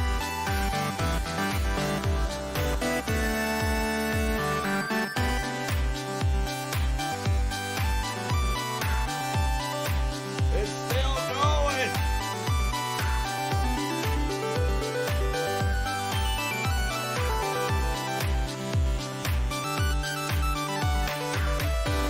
I mean, it's a banger. I dig it, but like, cool.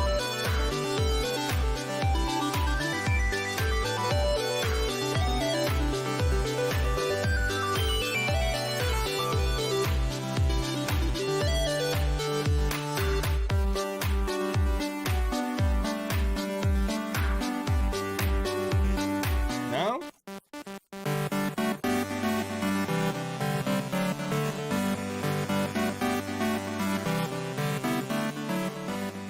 There we go. Okay. Hey, peace out.